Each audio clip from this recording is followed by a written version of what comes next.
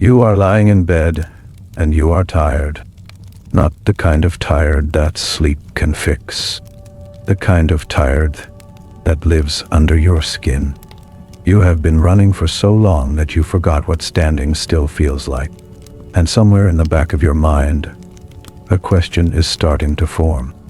It is small at first, barely a whisper, but it keeps getting louder. Is hustle culture lying to me? You think about your day. The alarm went off earlier than you wanted. You grabbed your phone before your eyes were fully open. You saw someone your age launching something. You saw someone younger already retired. You saw someone posting about their 5 a.m. routine, and you felt something tighten in your chest. You haven't even had coffee yet, and you are already behind. That is the thing no one talks about.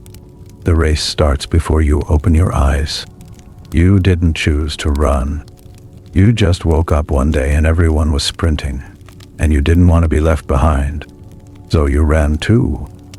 And now you cannot remember why you started, or where you are supposed to be going. You just know you cannot stop.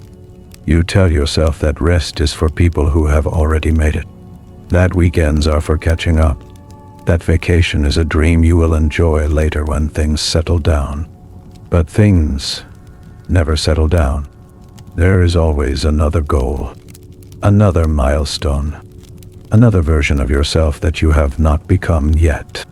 The finish line keeps moving, and you keep running, and no one ever tells you that the finish line was never real. Think about the last time you felt truly still. Not scrolling, not watching something, not half working while pretending to relax. Just still, with your own thoughts. Do you remember what that felt like? For most people, the answer is no. And that is not an accident. You have been trained to see stillness as waste, as lost time, as something to feel guilty about. But here's a quiet truth that hustle culture will never tell you. Stillness is where you remember who you are, when no one is watching. You have become very good at measuring yourself. You measure your days by how much you produced. You measure your worth by how busy you look. You measure your future by how uncomfortable you are right now. Someone told you that if you are not uncomfortable, you are not growing. So you made yourself uncomfortable on purpose. You said yes to everything. You filled every empty space in your calendar. You turned your life into a list of tasks, and you have been checking boxes for so long that you forgot some boxes do not need to be checked. There is a voice inside you that feels guilty for reading this. It is telling you that you should be doing something, that sitting here thinking is not productive, that you could be learning a skill, or sending an email, or working on that project you keep putting off. That voice is not your friend. That voice is the lie living inside your head, pretending to be ambition. Ambition does not need to hurt you. Ambition does not need to steal your sleep, or your peace, or your ability to feel joy. That is not ambition. That is something else. You have been told your whole life that more is better. More money, more success, more followers, more recognition, more impact, more. But no one ever asks you what enough looks like. What would it mean to have enough? What would it feel like to wake up and not need to prove anything? Not because you gave up, but because you decided that you are already allowed to exist without earning it. That thought might make you uncomfortable. That is how deep the lie goes. You look at people who seem calm, and you wonder what is wrong with them. How can they be so relaxed when there is so much to do? How can they enjoy a slow Sunday when the world is moving so fast? You tell yourself they are lazy or unmotivated or just lucky. But maybe they figured something out. that you haven't. Maybe they stopped running and realized the race was in their head the whole time. Think about the phrase, hustle culture. It sounds noble. It sounds like hard work and dedication and sacrifice. But look closer at what it actually asks of you. It asks you to feel bad for sleeping. It asks you to measure your value by your output. It asks you to turn your hobbies into side hustles. It asks you to monetize your pain. It asks you to perform productivity even when you have nothing left. It asks you to compare your behind the scenes with everyone else's highlight reel. And it never asks you if you are okay. You have probably said "I am fine" more times than you can count. You say it to your friends, to your family, to your coworkers, to yourself. But fine is not a feeling. Fine is a wall you build between how you really feel and what you think you are allowed to show. Underneath fine, there is usually something else. Tiredness. Pyre. Yeah. Sadness. Like sod. Until asmanu. Absakroban. Loneliness. Nikiyanarabi hebundu. Dance. Confusion. Day. A quiet sense that something is wrong, but you cannot name what it is. You are not broken for feeling this way. You are not weak for wanting to stop. You are not failing because you cannot keep up with a game that was designed to make you feel like you are never enough. But that is how the game works. It makes you feel insufficient, so you keep buying what it is selling. Courses and plans and systems and blueprints. A better morning routine. A better journaling habit. A better way to track your habits so you can optimize your optimization. It never ends because if it ended you might look around and realize you already had everything you needed. Remember when you were a kid? You did things just because they felt good. You drew pictures not to sell them, but because you liked the way the colors looked. You ran around outside because moving was fun. You asked questions because you were curious. No one told you to monetize your curiosity or build a personal brand around your drawings or turn your play into a 5-year plan. You just lived. And somewhere along the way, someone convinced you that living was not enough, that you had to earn the right to exist by producing something valuable. That is a very heavy thing to carry. You have been carrying it for years. Maybe since high school. Maybe since college. Maybe since your first job when someone told you that you need to stand out. That being average is the same as failing. That if you are not exceptional, you are nothing. Those words got inside you, and now they live there. They whisper to you at night. They wake you up before your alarm. They make you feel guilty for watching a show instead of learning something. They have turned your own mind against you. And here's the hardest part to admit. Some of the pressure is real. You have bills. You have responsibilities. You have people who depend on you. You cannot just quit and move to a cabin in the woods and read books all day. That is not the point. The point is that somewhere between surviving and thriving, you lost the ability to tell the difference between necessary effort and self-punishment. You are not just working to live. You are working to prove something. And you are the only one who needs the proof. Look at your phone right now. Or just think about it. How many apps are designed to keep you feeling like you are missing out? How many notifications are designed to pull you back in? How many posts make you feel like someone else is living the life you should have? You have been told that social media is just a tool, but tools do not make you feel small. Tools do not steal your attention and replace it with anxiety.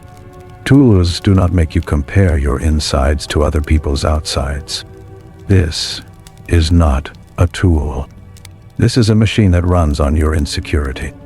You have probably tried to fix this. You have tried time blocking. and deep work, and digital minimalism, and productivity systems. You have tried waking up earlier and sleeping less, and drinking more coffee and taking cold showers. You have tried everything except the one thing that might actually help: letting go. Not of your goals or your dream, but of the belief that your worth is something you have to earn every single day. What if you woke up tomorrow and decided to just be a person? Not a brand, not a work in progress, not a project to optimize. Just a person. A person who gets tired and needs rest. Person who does not have to be productive to deserve love. Person who can sit on the couch for an hour without feeling guilty. What would that feel like? Would it feel like relief, or would it feel like failure? And if it feels like failure, that is not your fault. That is the lie doing its job. You have been told that rest is a reward, that you can rest after you finish your goals, that you can rest when you retire, that you can rest when you have earned it. But rest is not a reward. Rest is a requirement. Your body is not a machine. Your mind is not a computer. You cannot keep running on empty and expect to stay whole. Something will break. Something always breaks. And hustle culture will not be there to help you put the pieces back together. Think about the people you admire the most. The ones who seem genuinely happy. Not successful. Not famous. Not rich. Happy. What do they have in common? Chances are they are not the busiest people you know. Chances are they protect their time. Chances are they say no to things. Chances are they do not feel the need to prove how hard they work. They just live. And that simplicity is something you have been taught to fear. You fear being seen as lazy. You fear falling behind. You fear that if you stop running, everyone will pass you, and you will be left alone with nothing. But look around at the people who ran the hardest 5 years ago. Where are they now? Some of them burned out. Some of them crashed. Some of them achieved everything they wanted and felt nothing. Some of them woke up one day and realized they spent their best years chasing something that did not exist. A feeling. Enoughness. Enoughness. And it was never going to come from the outside. The truth is, you are already enough. Right now. In this moment. Without doing anything else. Without achieving one more thing. Without proving yourself to anyone. You are enough. And you do not believe that because no one has ever told you in a way that made it inside. Or maybe someone did tell you, but you could not hear it over the noise of your own ambition. The ambition that was never really yours. It was given to you, sold to you, pressed into you like a mold, until you took its shape. You can feel it in your body, that tightness in your shoulders, that weight in your chest, that feeling that you should be doing something else right now, even though you are already doing so much. That is not motivation. That is exhaustion pretending to be drive. Your body is trying to tell you something. It has been trying for a long time, but you have been too busy to listen. What would happen if you listened? What would happen if you sat down and asked yourself what you actually want? Not what you think you should want. Not what would impress people. Not what would look good on paper. What do you really want? The answer might surprise you. It might be smaller than you expected. It might be quieter. It might not look like success at all. It might look like peace. You have been told that peace is boring. That peace is for people who gave up. That peace is settling. But peace is not the absence of ambition. Peace is the absence of fear. The fear that you are not enough. The fear that you are falling behind. The fear that you will wake up one day and realize you wasted your life. That fear is real, but it is not telling you the truth. It is telling you that the only way to be safe is to keep running. And that is a lie. You are allowed to stop running. You are allowed to walk. You are allowed to sit down and catch your breath. You are allowed to look around and notice that you are not being chased by anything except a story you believe. A story that said your value is measured by your output. A story that said rest is weakness. A story that said you are only as good as your last accomplishment. That story was written by people who profit from your exhaustion, and you do not have to believe it anymore. But letting go is not easy. You have been living this way for so long that the lie feels like truth. The exhaustion feels normal. The guilt feels like conscience. The anxiety feels like caring. You have woven these feelings into your identity. You tell yourself you are just a driven person. You tell yourself you care too much to slow down. You tell yourself that this is who you are. But who are you without the race? Do you even know? That question might be scary. It might feel like looking into a mirror and seeing a stranger. Because you have spent so much time becoming what the world told you to be that you forgot to check in with the person underneath. The person who just wants to be happy, not successful. Happy. There is a difference, and you have been pretending there is not. You have seen what happens to people who burn out. Maybe it happened to you once. You pushed too hard and your body forced you to stop. You got sick. You got injured. You got so tired that you could not get out of bed. And in that moment, none of the hustle mattered. None of the goals. None of the deadlines. All that mattered was getting through the day. And then when you recovered, you went right back to the same patterns. Because you did not know any other way to live. That is the trap. The trap is not just working hard. The trap is believing that working hard is the only way to be worthy. And once that belief is inside you, it is very hard to remove. It hides in your habits, in your self-talk, in the way you judge yourself at the end of every day. Did you do enough? Did you earn your rest? Did you move closer to your goals? And the answer is almost always no, because the goalposts keep moving. You could achieve everything on your list today, and tomorrow there would be a new list. That is not failure. That is how the game is designed. There is no final level where you get to rest and feel complete. The game wants you to keep playing forever. And the only way to win is to stop playing. Not to quit on your dreams, but to stop letting the game tell you what your dreams should be. What do you actually want? Not the version of you that is trying to impress someone from high school. Not the version that is trying to prove something to your parents. Not the version that is competing with strangers on the internet. What does the real you want? The one that existed before you learned that your worth was conditional. The one that found joy in small things.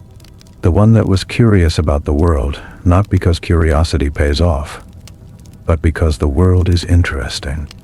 You might not remember that version of yourself. That is okay. It is still there. Buried under years of shoulds and have-tos and what-ifs. But it is still there. And it is waiting for you to come back. Not to achieve something. Just to be. Just to exist without needing a reason. Just to breathe and notice that you are alive. And that is already enough. Hustle culture will tell you that enough is a dirty word. That enough means settling. That enough means giving up. But enough means you get to decide when you have done enough. Enough means you set the bar. Not your boss. Not your industry. Not the algorithm. Not the person on social media who seems to have it all figured out. You decide. And that decision is the most powerful thing you will ever make. You are afraid that if you stop pushing, you will fall behind. But behind who? And where are they going? Most people are running in circles. They are busy, but not effective. They are tired, but not fulfilled. They are checking boxes that no one is grading. And they are too afraid to stop, because stopping means admitting that the race might be pointless. That is a hard thing to admit.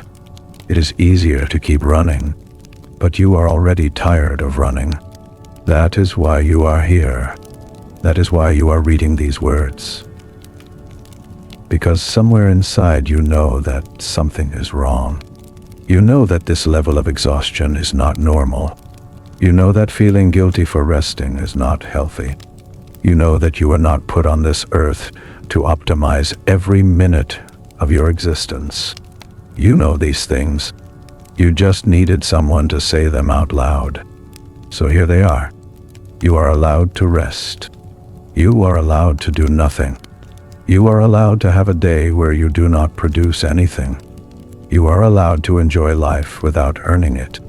You are allowed to be average at some things. You are allowed to be bad at some things. You are allowed to exist without a side hustle. You are allowed to sleep in. You are allowed to watch TV without taking notes. You are allowed to be human. And being human means you will still have moments of doubt. You will still feel the pull of the race. You will still compare yourself to others. You will still have days where you feel like you are falling behind. That does not mean you failed. That means you are learning to unlearn something that took years to learn. It takes time. Be patient with yourself. You are not lazy. You are not unmotivated. You are not broken. You are exhausted from carrying a weight that was never meant to be yours. And you are starting to realize that you can put it down. Not all at once. Maybe just for a moment. A single moment where you do not ask yourself if you are doing enough. A single moment where you just breathe and let yourself be. That moment is not a waste of time. That moment is where you start to remember who you are. Not your job title. Not your productivity score. Not your net worth. You, the person who laughs at stupid jokes. The person who loves the way rain smells. The person who has dreams that have nothing to do with money or status. That person is still there. And that person deserves to exist without earning it. So here is what hustle culture will never tell you. You are already worthy. Right now, in this moment, without doing another thing. You are worthy of love and rest and joy and peace. Not because of what you achieved, but because you exist. And existing is enough. It always was. You just forgot. And forgetting is not your fault. You were told a different story, a louder story, a story that made someone else rich while it made you tired. But stories can change. Not because someone tells you a new one, but because you start to notice the old one is not true. You start to see the exhaustion in your own eyes. You start to feel the weight on your chest. You start to realize that running faster is not the answer. That the answer is stopping just for a minute. Just to ask yourself what you really want, and then listening to the answer, even if it scares you. The answer might be simple. I want to feel calm. I want to sleep through the night. I want to enjoy my weekend without guilt. I want to spend time with people I love without checking my phone. I want to remember what it feels like to be bored and okay with it. These are not small wants. These are the things that make life worth living, and they have been pushed aside for goals that do not even belong to you. You do not have to quit your job or abandon your dreams. You just have to stop letting the hustle run your life. You have to take back the steering wheel and decide where you want to go. And maybe you want to go somewhere slower, somewhere quieter, somewhere you can hear yourself think. That is not failure. That is wisdom. And wisdom is harder to sell than ambition. That is why no one told you about it. So now you know. The lie is not that hard work is bad. The lie is that hard work is the only thing that matters. The lie is that rest is weakness. The lie is that you are never enough. The lie is that you have to earn the right to be happy. None of that is true. And you do not have to believe it anymore.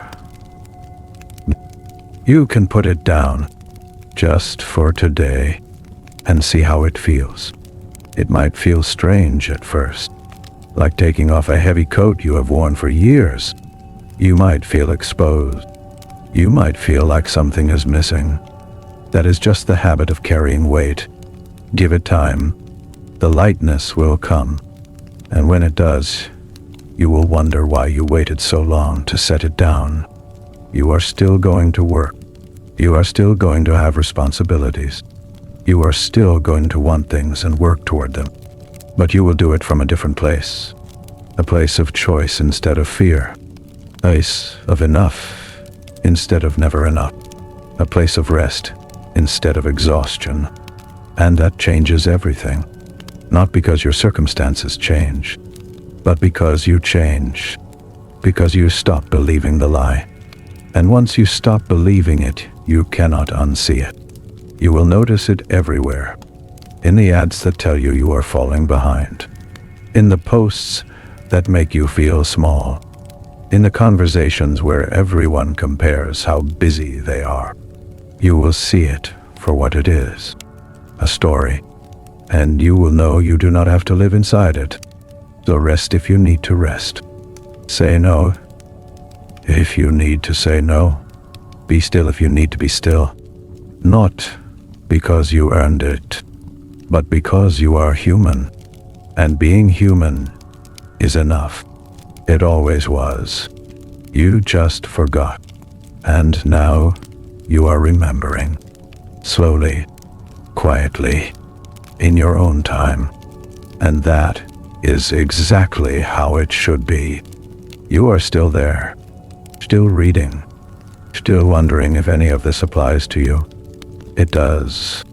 That is why you did not stop.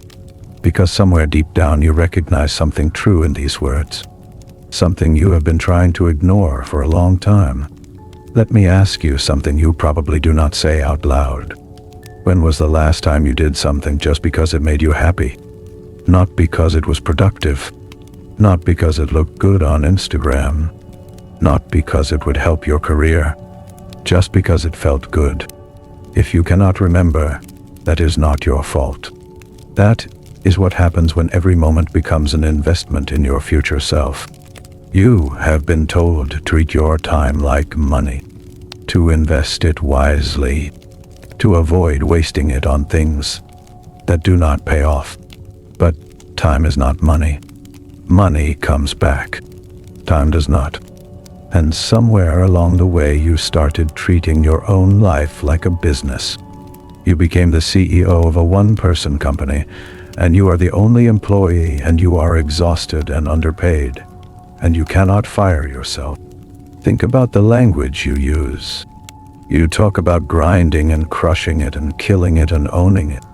These are aggressive words, violent words. But you are at war with something. But what? What are you fighting?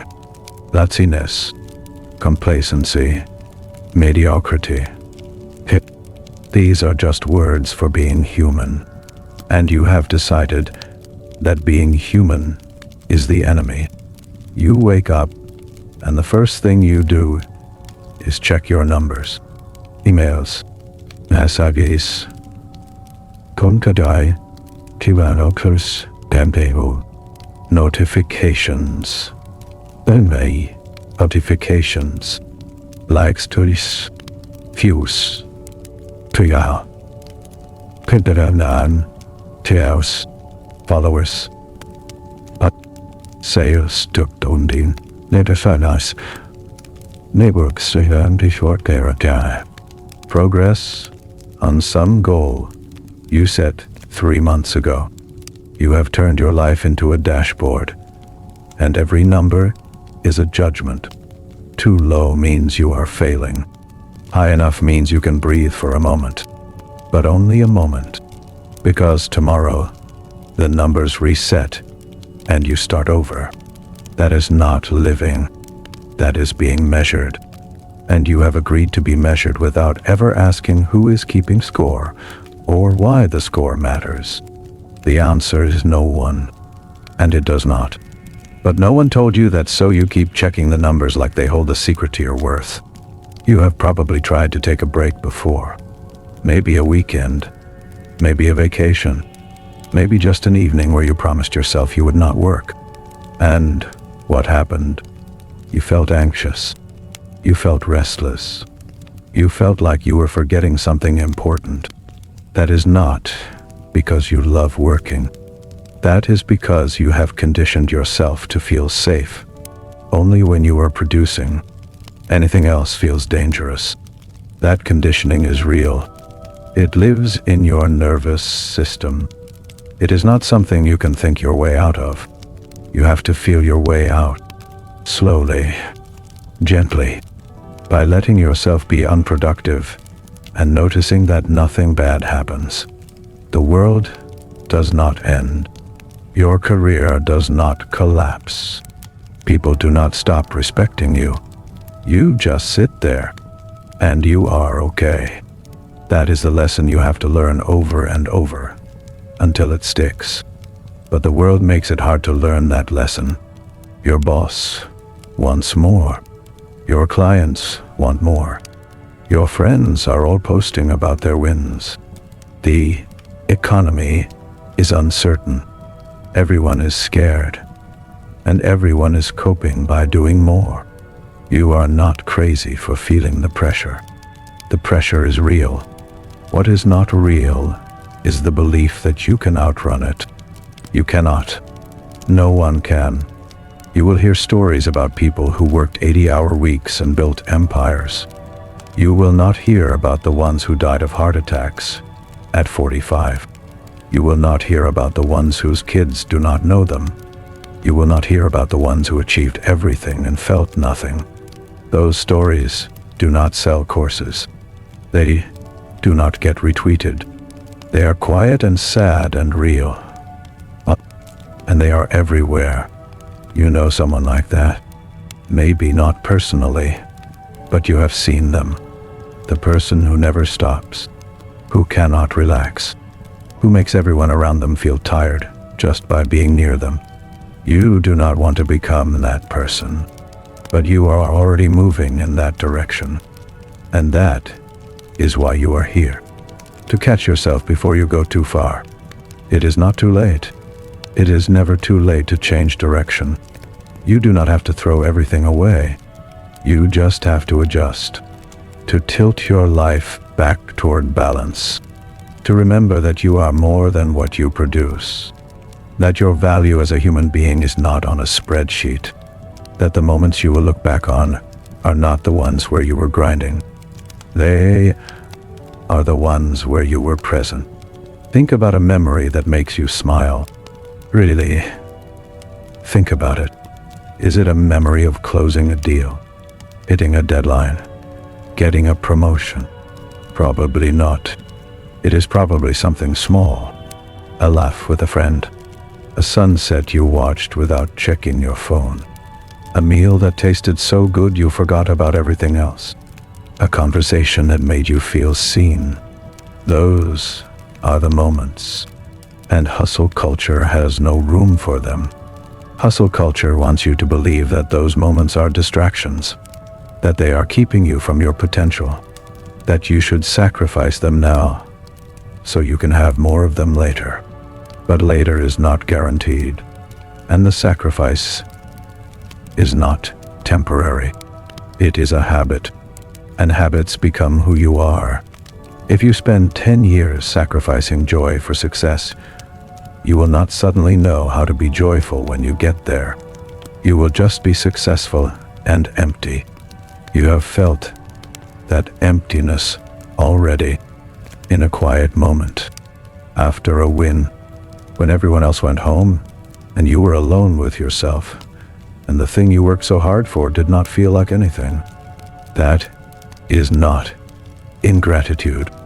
That is your soul telling you that you have been chasing the wrong things, and you did not listen because you did not know what else to chase. So let me give you permission to chase something else. Chase peace. Chase presence. Chase connection. Chase rest. Chase the feeling of a slow morning with nothing to do. Chase the sound of your own laughter. Chase the joy of being bad at something new without needing to get good at it. Chase the freedom of not caring what anyone thinks. Chase the courage to say no. Chase the quiet satisfaction of enough. You will still work. You will still have goals. You will still want to provide and create and contribute. That is human. But you will do it from a place of fullness instead of emptiness. You will work because you choose to, not because you have to. You will rest because you need to, not because you earned it. You will live because you are alive, not because you are trying to prove something. The shift is small, but everything changes. Instead of asking what you should do next, ask what you need right now. Not what would impress someone, not what would move you closer to a goal. What do you actually need? A break, a walk, a conversation, a nap. A nap, a good meal, 10 minutes of doing nothing. That is not weakness.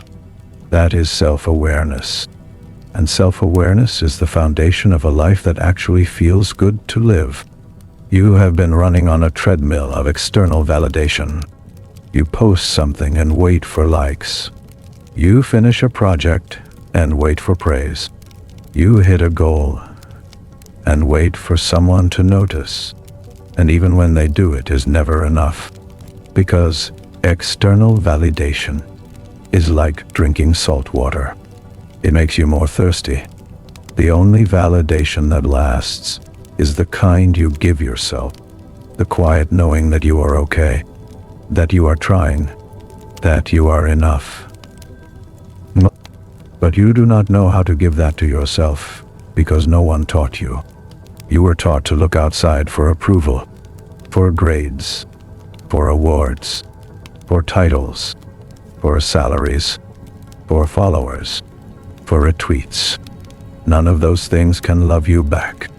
None of them can sit with you when you are sad. None of them can remind you that you matter when you forget. Only you can do that. And you have been too busy hustling to learn how. So start small.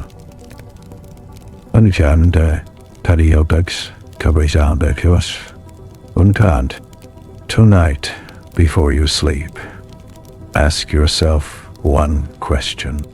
What went well today that had nothing to do with work? Not what you produced, not what you accomplished. What went well? Maybe you saw a bird. Maybe someone held the door for you. Maybe you laughed at a video. Maybe you drank water and it felt good. That counts. That is your life. And it is happening right now, whether you are hustling or not. You are going to forget this. Probably tomorrow. Maybe even later today. Full of the hustle is strong. It is everywhere. You will open your phone and see someone celebrating a win. And you will feel that familiar tightening in your chest. You will compare your ordinary day to their highlight reel. You will feel behind again. That is okay. Forgetting is part of learning. What matters is that you remember again, and again, and again. Each time you remember, you get a little stronger. Each time you choose rest over guilt, you rewire something inside you. Each time you say no to more and yes to enough, You take back a piece of yourself that you gave away without knowing it. This is not a one-time decision. This is a practice. A daily practice of choosing yourself over the machine. And some days, you will fail. That is okay. You just try again. You are not alone in this. There are millions of people right now feeling exactly what you feel. Exhausted, confused, guilty for wanting to stop, afraid of falling behind. They are lying in bed, scrolling through their phones, wondering why they feel so empty. They are pushing through meetings with nothing left to give. They are smiling at family dinners while their minds race through everything they still have to do. They are you, and you are them. The difference is that you are starting to wake up. You are starting to see the lie. And once you see it, you cannot unsee it. That does not mean you will escape it overnight, but it means you have a choice, a real choice, not between success and failure, but between a life that looks good and a life that feels good. And you get to decide which one matters more to you. Some people will not understand. They will call you lazy, or unmotivated, or afraid. Let them. Their opinion is not your problem. Your problem is that you have been living according to someone else's rules for too long. And now you are writing your own. That is scary. That is also freedom. You do not need to announce your change to anyone. You do not need to post about it or explain it or defend it. You can just live it quietly. Work when you need to. Rest when you need to. Say yes to what matters. Say no to what does not. Stop measuring your days by output and start measuring them by how you felt. Did you feel present? Did you feel connected? Did you feel like yourself? That is the only score that matters. And on the days when you cannot feel any of that, you just keep going. Not hustling, just living, eating.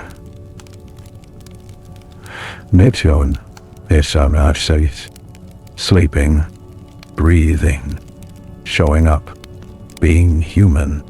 That is enough. It has to be enough because it is all there is. The race is not real. The finish line is not real. The only thing that is real is this moment right now. And in this moment you are okay. You are reading this. You are breathing. You are alive. That is not nothing. That is everything. So close your eyes for a second if you can. Just 1 second. Feel your breath. Feel your chest rise and fall. Feel the weight of your body against whatever you are sitting or lying on. This is real. This is you. Not your resume. Not your to-do list. Not your goals. Just you. A person. And that is already enough. It always was. You just forgot. Now you are starting to remember. Let yourself sit with that for a while. There is nothing else you need to do right now. Nothing at all. You are still here. That means something. You did not click away to check something or do something or be something. You stayed. And staying is hard for you. Staying means being still with your own thoughts. And your own thoughts have not been kind to you lately. You know what I am talking about. The voice in your head that never stops talking. It tells you that you are not doing enough, that you are falling behind, that everyone else has figured it out, and you are the only one still struggling. That voice is loud and it is mean, and it sounds like you, but it is not really you. It is the hustle, wearing a mask, and you have been listening to it for so long that you think it is your own. But here is something you already know. That voice gets quieter when you rest, when you take a walk, when you sit with someone you love, when you let yourself be bored. That is not a coincidence. The voice needs your attention to survive. When you stop feeding it with constant doing, it starts to fade. Not all the way, but enough for you to hear something else underneath. Something softer. Something that sounds more like peace. You have heard that softer voice before. In the morning before you pick up your phone. In the shower when the water is warm and you are not thinking about anything. Right before you fall asleep. When your mind finally gives up on planning and just drifts. That voice does not yell. It whispers. It says things like, you are tired. You need a break. This does not matter as much as you think it does. You are allowed to stop. But you have been trained to ignore that voice. To see it as weakness. To push past it and keep going. And every time you push past it, you get a little farther away from yourself. Until one day you look in the mirror, and you do not recognize the person looking back. That person looks successful. That person looks busy. That person looks like they have it all together. But their eyes are empty. And you know that emptiness.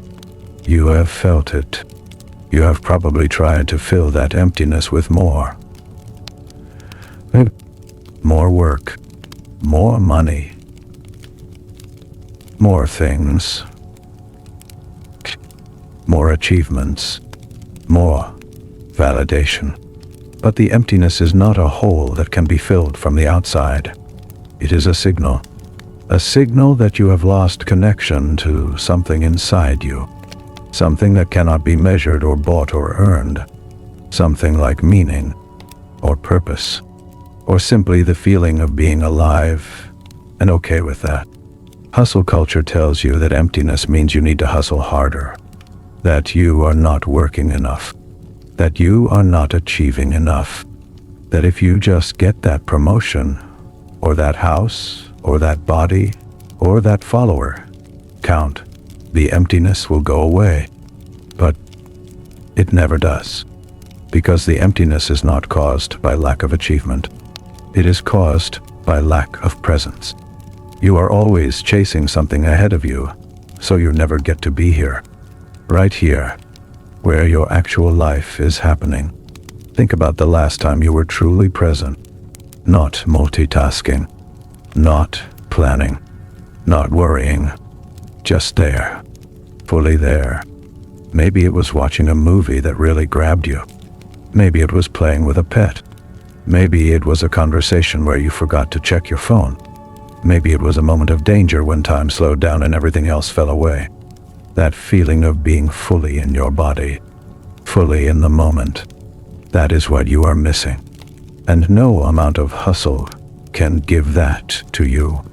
You have been sold a story that says presence is a luxury, that you can be present later when you have less to do. But later never comes. There is always more to do. There is always another goal. There is always another thing you should be working on. The only way to be present is to decide that this moment matters. Not because of what it produces, but because it is the only moment you actually have. You have probably heard that before. It sounds like a cliché, something a yoga teacher would say, something on a motivational poster. But clichés become clichés because they are true. And the truth is that you are not living in the future or the past. You are living right now. And right now, you are reading this. And that is all you need to be doing. That is enough. But your mind is probably already drifting to what comes next. What you have to do after this. That is the habit. That is the trap. Let me tell you something that might sound strange. The people who seem the most successful are often the most trapped. They have built lives that look perfect from the outside, but inside, they are drowning. They cannot slow down because everything they built requires them to keep running. They cannot say no because too many people depend on them. They cannot rest because the machine they built will collapse without them. They are not free. They are prisoners of their own success. You might want that. You might think that kind of prison is worth it, that having everything means never having to feel this quiet desperation again. But that is not true. The desperation follows you. It just gets quieter or louder, depending on the day. The difference is that when you are at the top, you cannot admit it, because everyone expects you to be happy. So you pretend, and pretending is its own kind of exhaustion. You do not have to pretend here.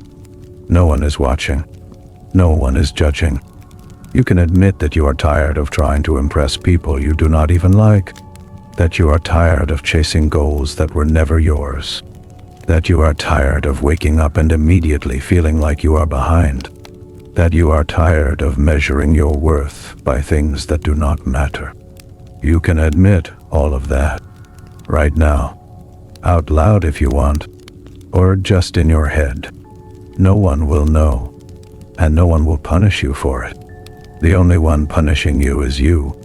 Every time you take a break and feel guilty, every time you relax and hear that voice telling you that you should be working, every time you compare yourself to someone who seems to have more. That is you, not society, not your boss, not your parents. You. And that is good news, because it means you have the power to stop. You have the power to put down the measuring stick, to stop comparing your behind the scenes to everyone else's highlight reel, to decide that you have done enough for today, to close your laptop and go outside and feel the sun on your face without thinking about what you should be doing instead. That power is yours. You just have to use it. But using it is scary, because what if you slow down and realize you do not like the life you have built? What if you stop running and realize you are not happy? What if you let go of the hustle and find out that without it, you do not know who you are? Those are real fears, and they are worth looking at, not to scare you, but to help you see that the hustle was never just about success. It was also about avoidance, a way to never have to sit with yourself and ask the hard questions. The hard questions are not about your career or your productivity. They are about your life. Are you happy? Do you feel loved? Do you love others? Are you doing things that matter to you? Are you spending time with people who make you feel alive? Are you taking care of your body? Are you sleeping enough? Are you letting yourself feel your feelings instead of numbing them with more work? These questions do not have easy answers. That is why you avoid them. That is why you stay busy. Staying busy is a drug. It keeps you from feeling the emptiness. It keeps you from noticing that you are lonely. It keeps you from asking whether any of this actually matters. And as long as you are busy, you do not have to face those things. You can just keep moving, keep producing, keep achieving, keep looking successful from the outside while something inside slowly dies. That something is not dead yet. It is just quiet. It has been waiting for you to stop moving long enough to hear it. It is the part of you that still remembers what joy feels like, what wonder feels like, what it feels like to be curious about the world. Not because curiosity is productive, but because the world is beautiful and strange and worth paying attention to. That part of you is still there. It is just buried under a mountain of shoulds. You have a lot of shoulds in your life. You should be further along by now. You should be making more money. You should be in better shape. You should have a more impressive job. You should be more disciplined. You should be more focused. You should be more something. Always more. Never enough. And every should is a little knife, cutting away at your sense of okayness, leaving you bleeding and wondering why you feel so bad. But who decided these shoulds? Where did they come from? Did you choose them? Or did they choose you? Most of them were handed to you before you were old enough to question them. By parents, by teachers, by media, by a culture that profits from your dissatisfaction. You were told that wanting more is good, that being satisfied with what you have is lazy, that contentment is for people who gave up, and you believed it because everyone around you believed it too. But look around at the people who believed it the most. Are they happy? Really happy? Not performatively happy. Not happy on Instagram. Happy when no one is watching. Happy when they are alone with their thoughts. Happy at 3 a.m. when they cannot sleep and the weight of their life presses down on their chest. Are they happy? Or are they just good at hiding? You are good at hiding too. You smile when you do not feel like smiling. You say you are fine when you are not fine. You post things that make your life look better than it feels. You are not lying.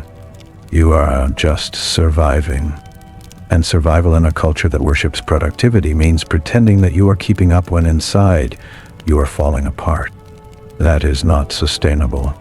Something has to give. Maybe it already has.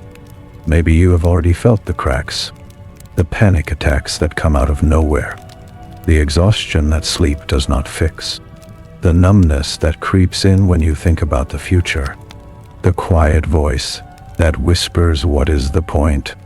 Those are not signs of weakness. They are signs that you have been pushing too hard for too long, and your mind and body are begging you to stop. You do not have to wait until you break completely. You can stop now. Not forever. Just for a moment. A moment where you decide that your worth is not on the line. A moment where you let yourself be unproductive and notice that the world keeps spinning. A moment where you feel the fear of falling behind and you let it be there without acting on it. That moment is the beginning of something. Something that looks like freedom. Freedom does not mean doing nothing forever. It means doing things because you choose them, not because you are afraid of what will happen if you do not. It means working because you want to not, because you have to prove something. It means resting because you need to not, because you finally earned it. It means living your life on your terms, not on the terms of a culture that does not care if you burn out as long as you look good burning. You have been told that burnout is a personal failure, that if you are exhausted, it is because you did not manage your time well, that if you are overwhelmed, it is because you are not disciplined enough. That is victim blaming. Burnout is not a character flaw. Burnout is a predictable response to unsustainable expectations. And the expectations are not yours. They were handed to you, and you are allowed to hand them back. Imagine handing them back. Imagine saying no to the constant pressure. Imagine closing your laptop at a reasonable hour. Imagine taking a weekend off without guilt. Imagine deleting the apps that make you feel bad about yourself. Imagine spending a whole day doing nothing that could go on a resume. How does that feel in your body? Does it feel like relief? Or does it feel like terror? If it feels like terror, that is not because rest is bad. It is because you have been trained to fear rest. And that training can be unlearned. Unlearning is slow. It happens in small moments. You choose to sleep in, and nothing bad happens. You choose to skip a workout, and nothing bad happens. You choose to say no to a project, and nothing bad happens. Slowly, your nervous system starts to believe that you are safe, even when you are not producing. The fear begins to fade, not all at once, but little by little. And one day you wake up, and you do not feel that familiar weight on your chest. You just feel awake, and that is when you know you are healing. Healing is not a destination. It is not something you achieve, and then you are done. It is a practice. A daily practice of choosing yourself over the demands of a world that does not care if you are okay. Some days you will choose wrong. You will fall back into old patterns. You will work too much and rest too little and feel guilty and exhausted. That is okay. That is part of the practice. You just notice it. You do not judge it. And you try again tomorrow. You are not trying to be perfect. You are trying to be free. And freedom is messy. It does not look like a curated Instagram feed. It looks like a person who sometimes works hard, and sometimes rests hard, and sometimes does not know what they are doing, and is okay with that. It looks like a person who has stopped pretending, who has stopped performing, who has stopped measuring, who just lives imperfectly, honestly, humanly. That person is waiting for you, not in the future, not when you finally figure things out. Right now, that person is already here, buried under years of conditioning. But here, and every time you choose rest over guilt, you dig them out a little more. Every time you choose presence over productivity, you clear away a little more of the dirt, until one day, they are not buried anymore. They are just you. And you are just a person, living a life, not a perfect life, but a real one. You deserve a real life, not a highlight reel, not a resume, not a list of achievements that impress people who do not know you. A real life with real rest and real joy and real connection and real moments of doing absolutely nothing and loving it. That life is not a reward for hard work. It is your birthright. You were born worthy of rest. You were born worthy of peace. You do not have to earn it. You just have to stop believing that you do. So here is the truth that hustle culture will never tell you. You are already enough. Not someday. Not when you achieve more. Not when you finally get your act together. Right now, in this messy, unfinished, imperfect moment, you are enough. And the only thing standing between you and the peace you want is the belief that you are not. That belief was planted in you, and you can uproot it, not by working harder, but by resting, by being still, by listening to the quiet voice that has been there all along, the one that says you are okay. You have always been okay. You just forgot. Remember, tune slowly, gently, in your own time. There is no rush. There is no race. There is only this moment. And in this moment, you are breathing. You are alive. You are reading words that someone wrote because they have felt what you feel. And you are not alone. You never were. The hustle told you that you were alone in your struggle, that everyone else had it figured out. That was a lie. Everyone is struggling. Everyone is tired. Everyone is pretending. And the ones who are not pretending are the ones who stopped running. The ones who decided that enough was enough. The ones who chose peace over performance. You can be one of them. Not by quitting everything, but by quitting the belief that your worth is measured by your output. That is the only thing you need to quit. Everything else can stay. Your job, your goals, your dreams, they can all stay, but they will sit differently in your life. They will not own you. You will own them, and that changes everything. Not because your circumstances change, but because you do. You become someone who works from choice, not fear, who rests from need, not guilt, who lives from the inside out, not the outside in. And that is the only success that actually matters. And that is the only success that actually matters. You know that. You have always known that. But knowing something in your head is not the same as feeling it in your bones. And right now your bones are tired. Your bones remember a time before the hustle, before the pressure, before you learned to measure your worth in output. There was a version of you that did not wake up and immediately think about what you had to do. That version of you woke up and just was. You looked out the window. You listened to the birds. You felt the sheets against your skin. You were not in a hurry. You were not behind. You were just a person having a morning. That version of you still exists. They are just buried under a decade of conditioning. But they are not gone. You can visit that version of yourself, not by going back in time, but by slowing down enough to remember what it felt like. The feeling of having nowhere to be, nothing to prove, no one to impress, just the simple fact of being alive. That feeling is still available to you, not all the time, but in moments, in the spaces between tasks, in the breaths between thoughts, in the seconds before you reach for your phone. That is where your real life is hiding. In the gaps.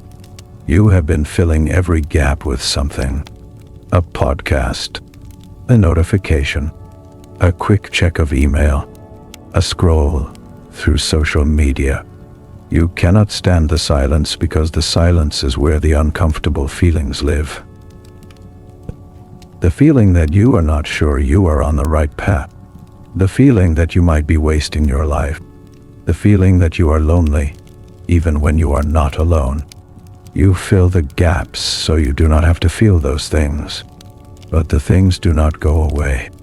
They just get louder in the quiet moments when you cannot escape them. What if you stop filling the gaps? What if you let the silence in, just for a minute, just to see what happens? You might feel anxious at first.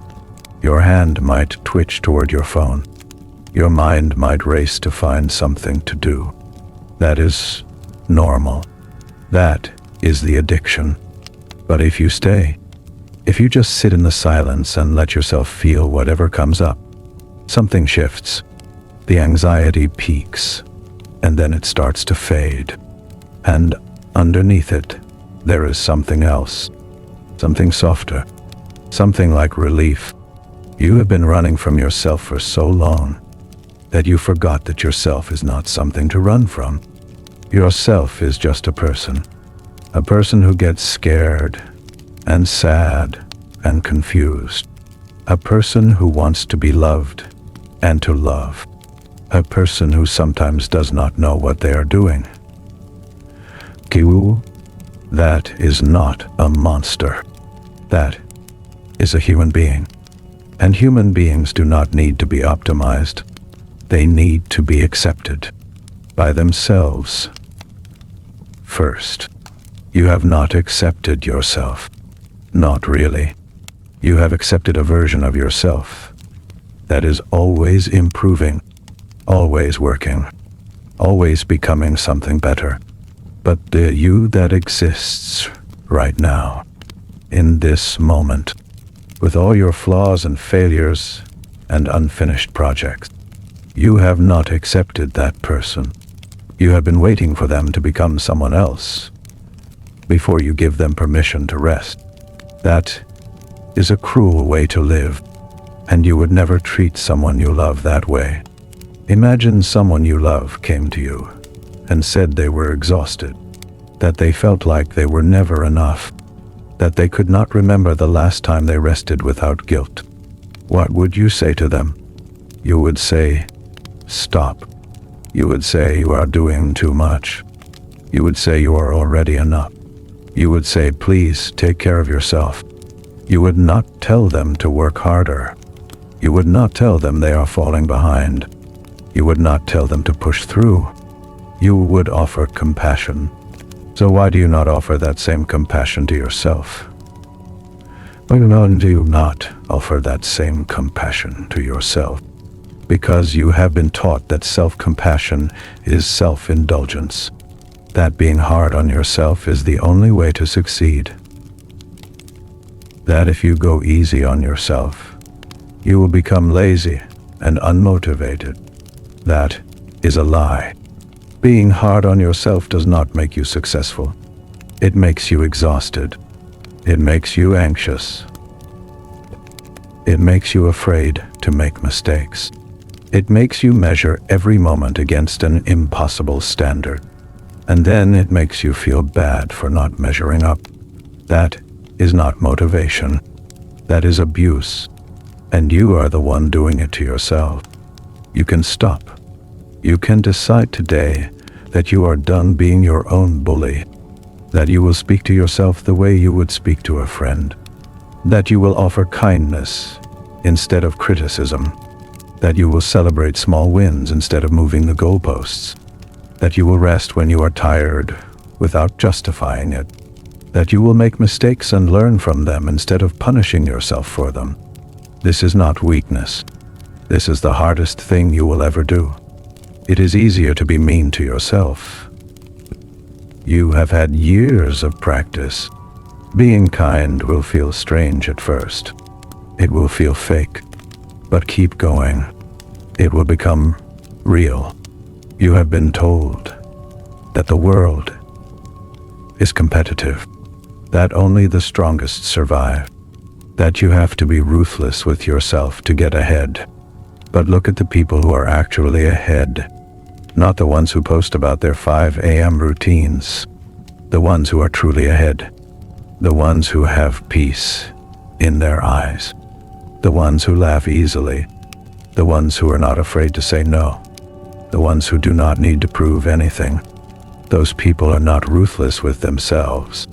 They are gentle. They have learned that gentleness is not weakness. It is the foundation of a life that does not fall apart when things get hard. Things will get hard. That is not pessimism. That is life. There will be losses.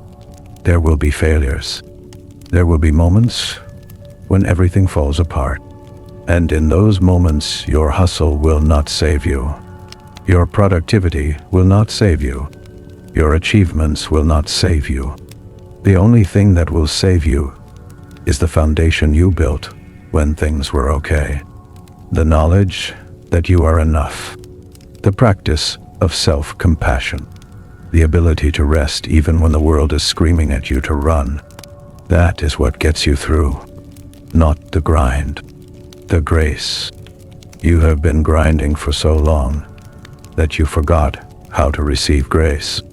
How to let yourself off the hook. How to look at your own life and say, this is hard, and I am doing my best, and that is enough. That sentence might feel impossible to say out loud. Your throat might close up just thinking about it. That is how deep the conditioning goes. But you can practice. Say it in your head right now. I'm doing my best, and that is enough. How did that feel? Did it feel like a lie? Or did it feel like a relief? If it felt like a lie, that is because you have been told your whole life that your best is never enough, that you can always do more. That enough is a trap, but that is the hustle talking, and the hustle is a liar. Your best is enough, not because your best is perfect, but because your best is all you have. And beating yourself up for not having more will not give you more. It will just make you feel worse. You have tried beating yourself up. You have tried being hard on yourself. You have tried pushing through and grinding it out, and sleeping less and working more. And how has that worked for you? Are you happy? Are you rested? Are you excited to wake up in the morning? Or are you just surviving, just getting through, just waiting for the day when things finally feel okay? That day is not coming from the outside. It is not coming when you hit that goal, or make that money, or get that recognition. That day comes when you decide that today is okay, that right now is okay, that you are okay, not perfect, not finished, not where you want to be, but okay. And okay is enough. Okay is where you start. Okay is where you rest. Okay is the foundation of everything good that will ever happen to you. If you cannot be okay with where you are, you will never be okay with where you are going, because you will take yourself with you, and yourself is the problem, not your circumstances. You are not a problem to be solved. You are a person to be loved by yourself first, and you have not been loving yourself. You have been using yourself like a tool, like a resource, like something to be optimized and improved and squeezed for every drop of productivity. That is not love. That is exploitation. And you are the one doing it, though you are also the one who can stop. Stopping does not mean giving up. It means giving yourself a break. It means stepping off the treadmill and looking around. It means asking yourself what you actually want instead of what you think you should want. It means being honest about what makes you happy instead of what looks good on paper. It means admitting that you are tired, and that is not a failure. It is a fact, and facts are neutral. You can work with facts. You cannot work with shame. Shame tells you that being tired means you are weak, that needing rest means you are lazy, that wanting peace means you are settling. Shame is the weapon the hustle uses to keep you in line, and you have internalized that weapon so completely that you do not even know you are holding it. You point it at yourself every day, every time you feel guilty for resting, every time you compare yourself to someone else, every time you tell yourself you should be further along. That is shame, and shame is not your friend. Shame is the enemy. You can put down the weapon. You can look at your tiredness and say, this is information. This is my body telling me something. I am going to listen. You can look at your need for rest and say, this is not weakness. This is wisdom. I am going to honor it. You can look at your desire for peace and say, this is not settling. This is sanity. I am going to choose it. No one else can make these choices for you. They are yours, and you get to make them right now, in this moment, with no permission needed from anyone. What would it look like to put down the weapon? What would it look like to stop pointing shame at yourself? It might look like turning off notifications after a certain hour. It might look like leaving your phone in another room when you sleep. It might look like saying no to a project that does not excite you. It might look like taking a whole weekend off without checking email. It might look like deleting social media for a month. It might look like telling someone you trust that you are struggling. It might look like doing absolutely nothing for an hour and not feeling bad about it. These are not big changes. They are small choices. But small choices add up. They change the direction of your life. Not overnight, but over time. And one day, you will look back and realize that you are not the same person who started this journey. You are someone who knows that rest is not a reward. It is a right. You are someone who knows that enough is not a dirty word. It is a destination. You are someone who knows that peace is not boring. It is precious. You will still have ambitions. You will still have goals. You will still want to grow and learn and create. But you will do it from a place of fullness instead of emptiness. You will do it because you want to, not because you have to. You will do it with joy instead of desperation. And that makes all the difference. Not just in the outcome, but in the experience of your one precious life, the life that is happening right now, while you are reading these words, while you are breathing, while you are alive. You do not get this time back. The hours you spend exhausted and guilty and anxious are hours you will never have again. The moments you sacrifice on the altar of productivity are moments you cannot reclaim. You know this. You have always known this. But knowing is not enough. You have to act. You have to choose. Not once, but every day, every moment.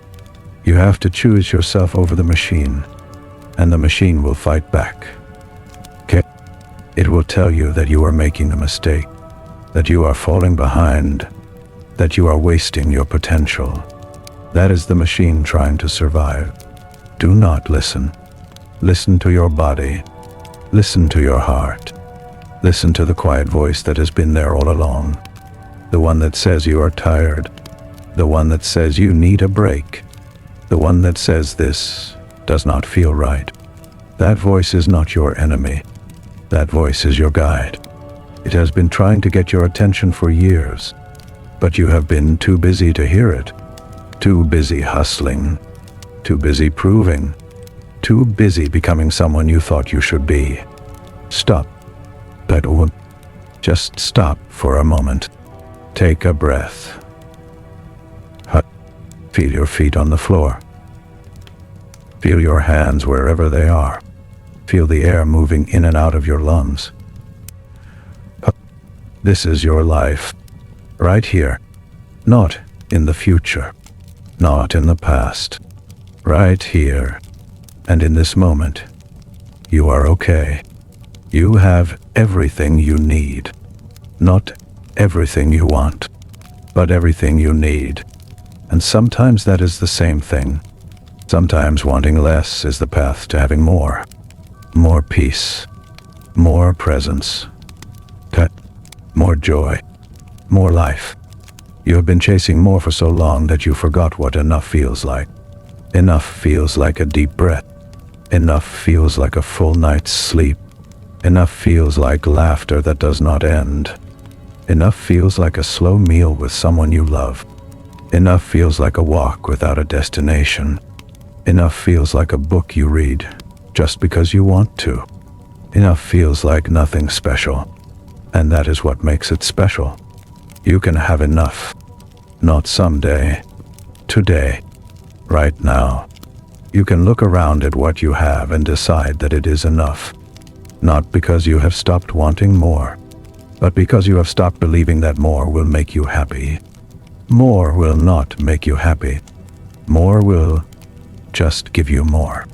And then you will want even more. That is the nature of more. It is a hunger that cannot be satisfied. The only way to satisfy it is to stop feeding it. To look at what you have and say, this is enough. I am enough. And I am going to rest now. Rest is not the opposite of success. Rest is the foundation of success. Without rest, you cannot think clearly. You cannot create. You cannot connect. You cannot love. You cannot be present. You cannot enjoy the very things you are working so hard to achieve. What is the point of achieving something if you are too exhausted to enjoy it? What is the point of building a life if you never get to live in it? You are building a life right now. Every day, every choice, every moment. And you get to decide what that life looks like, not in some distant future. Today, you get to decide that today you will rest. That today you will not check your email after dinner. That today you will not feel guilty for taking a break. That today you will be kind to yourself. That today you will remember that you are enough. That today you will choose peace over performance.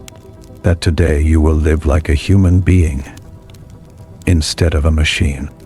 You can do that. You have the power. You have always had the power. You just forgot. The hustle wanted you to forget. Because if you remembered that you already have everything you need, you would stop buying what it is selling.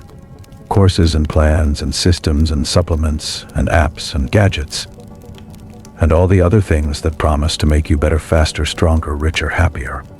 None of them work. Because the problem is not that you are missing something. The problem is that you believe you are missing something.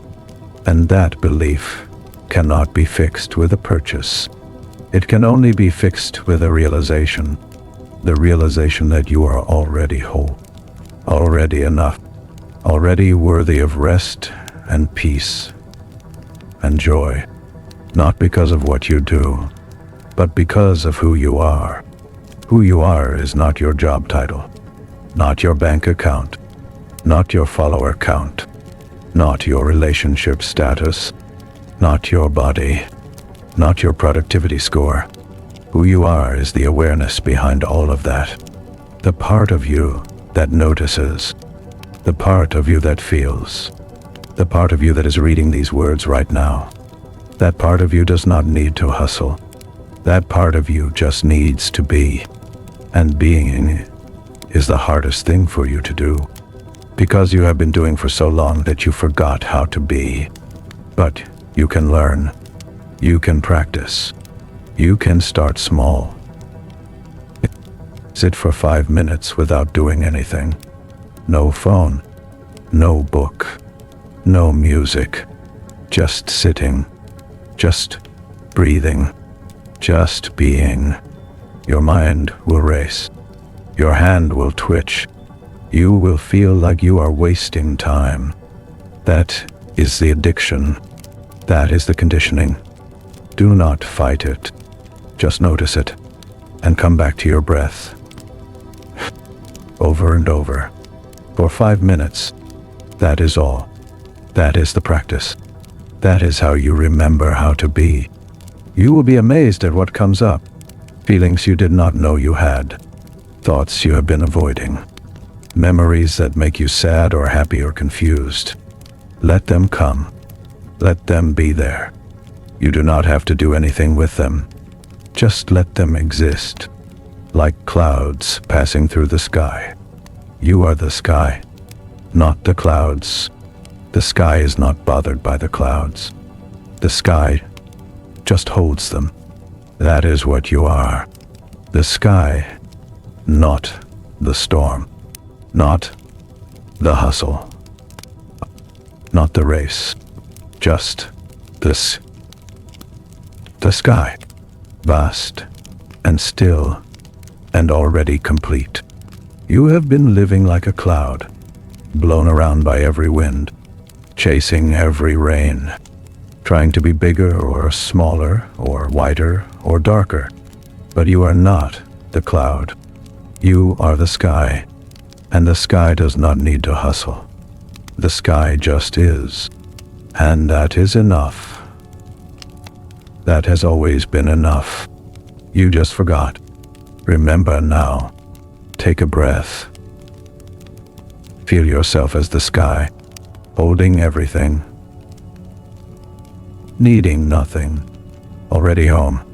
That is your real life, not the one you are chasing, the one you are already living, right here, right now, in this moment, with these words, with this breath. You are home. You have always been home. You just forgot the way. But the way is not a path. The way is a stop to the running, a stop to the chasing, a stop to the hustle. Just stop and be. That is all. That is everything. That is all. That is everything.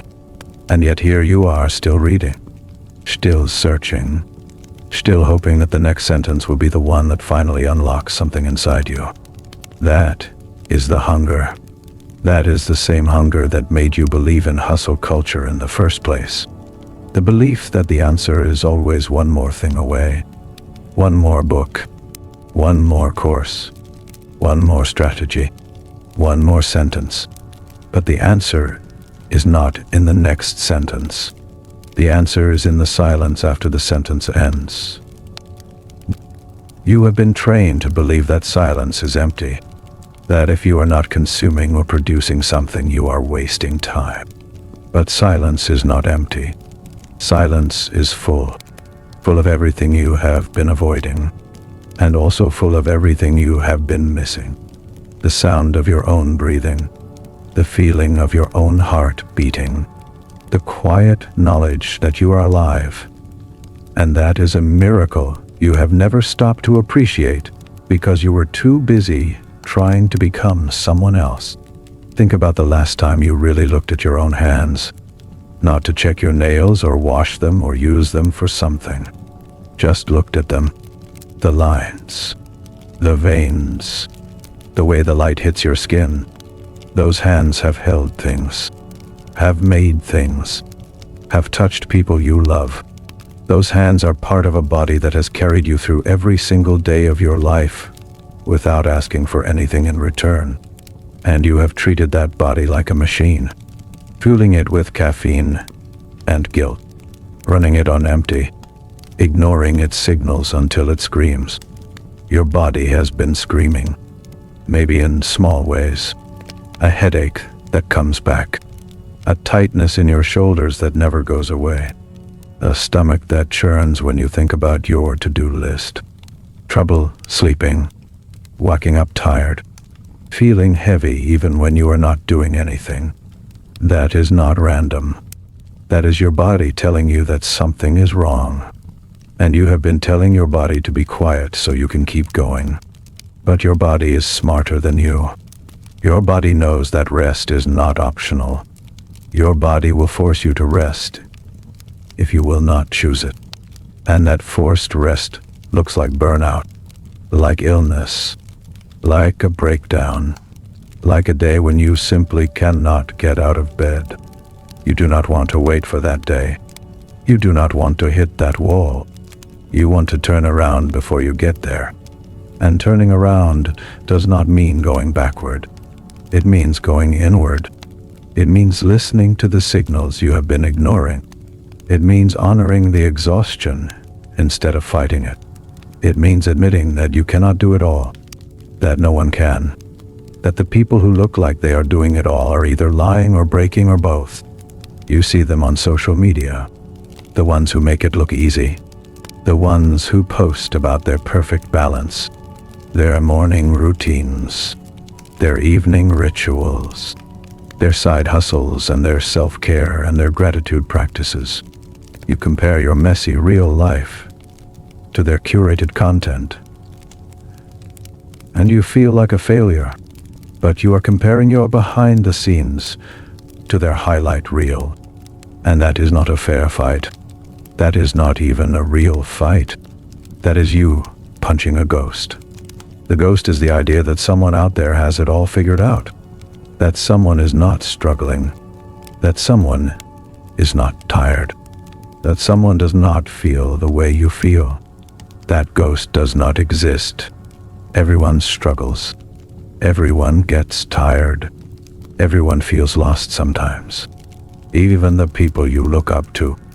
Even the people who seem to have everything. They just hide it better. Or they hide it differently. Or they are so good at hiding it from themselves that they believe their own performance. But the exhaustion is still there. The doubt is still there. The fear is still there. It is universal. It is human.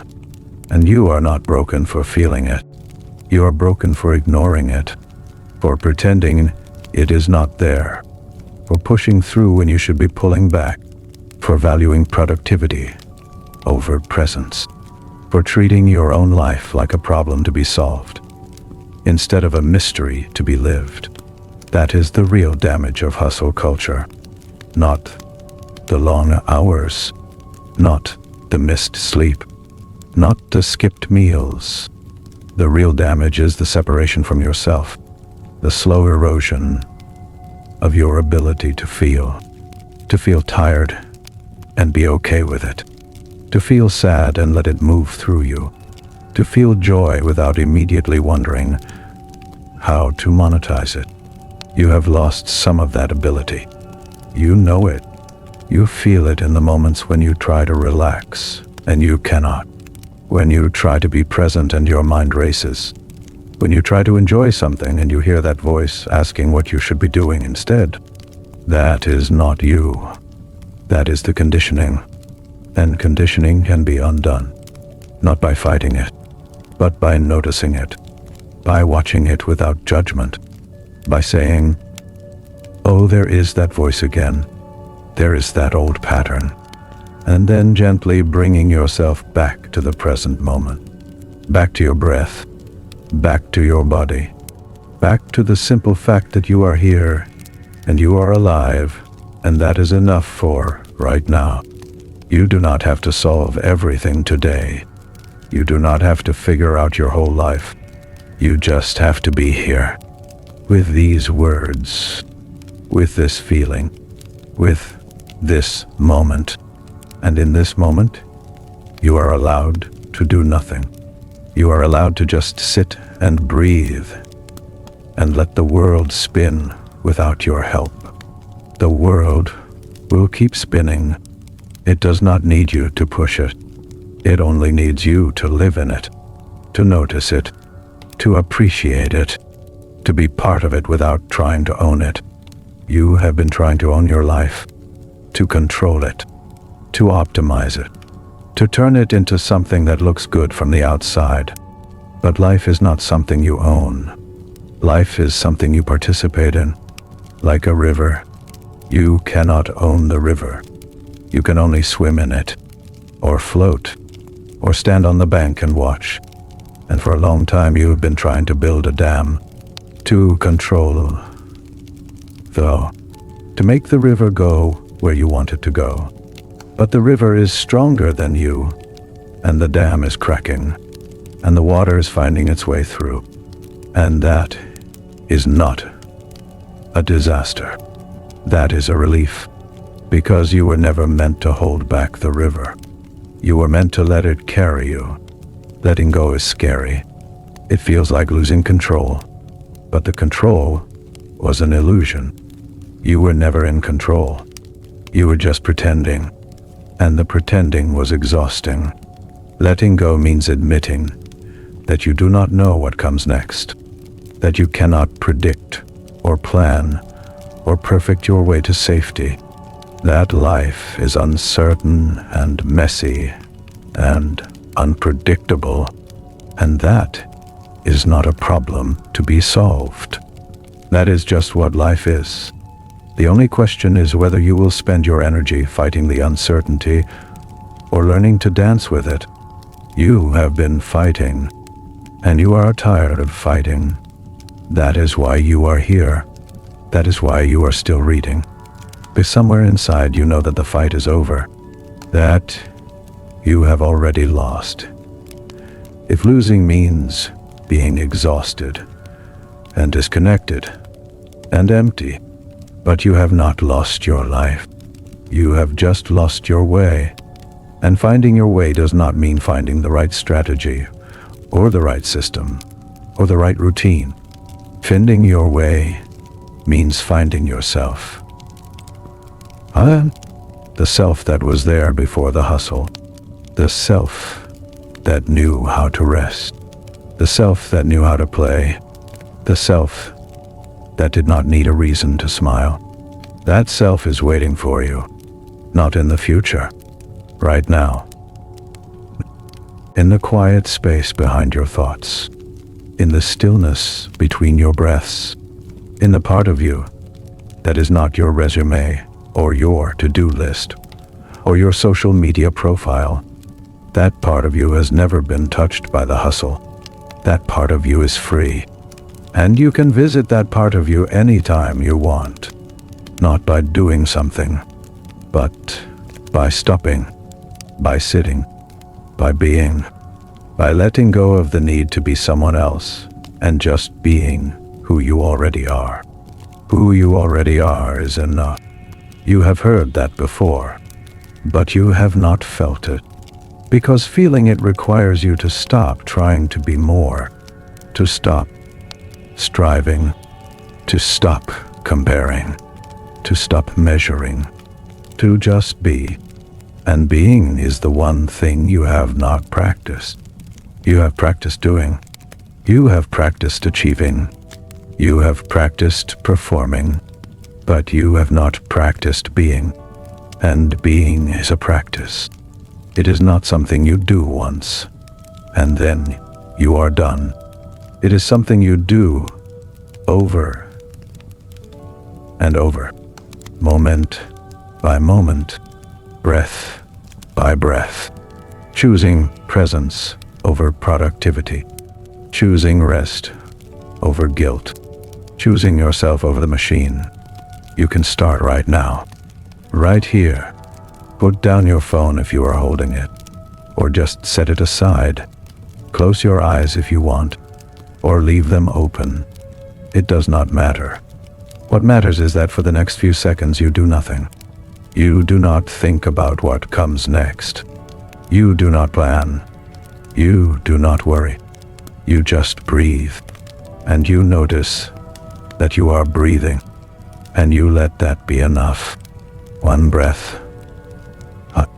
That is all. One breath where you are not trying to be anywhere else. One breath where you are not trying to be anyone else. One breath where you are just a person breathing. That is the practice. That is the way back to yourself. Not through a grand gesture. Not through a dramatic life change. Through one breath. And then another. And then another. Slowly. Gently, without pressure, without expectation, just breathing, just being, just enough. You will forget. Tomorrow you will wake up and grab your phone and feel behind before you even get out of bed. That is okay. That is not failure. That is just the pattern. And when you notice the pattern, you can breathe. One breath, and then another. And you can remember that you do not have to run, that you can walk, that you can stop, that you can rest, that you are allowed to be exactly where you are. The hustle will always be there. The pressure will always be there. The comparisons will always be there. You cannot make them disappear, but you can change your relationship to them. You can notice them without believing them.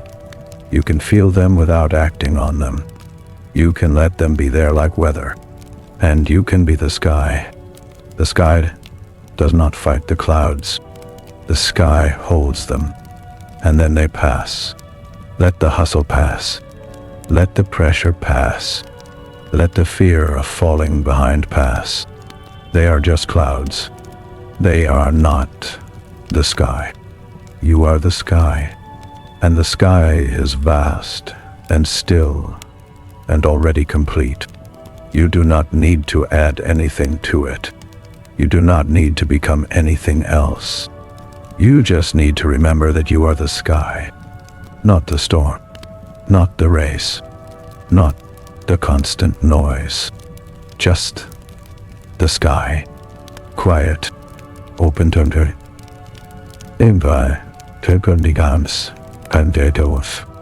enough. That is the truth that hustle culture cannot touch. That is the truth that lives underneath all the noise. You are already enough. You always were. You just forgot. And forgetting is not your fault. You were told a different story, a louder story, a story that made you feel small. So you would buy things to feel big. But you do not need to buy anything. You do not need to become anything. You just need to remember. Remember now. Take a breath. Feel yourself as the sky. Feel the clouds of thought and worry and comparison drifting across you. Let them drift. Do not grab them. Do not fight them. Just watch them and rest in the knowing that you are not the clouds. You are the sky, and the sky is at peace. That peace is your birthright. That peace is available to you right now. Not after you finish your to-do list. Not after you hit your goals. Right now, in this breath, in this moment, in this quiet recognition that you are already home. You are home. You have never left. You just forgot the address. But the address is not a place. The address is a pause.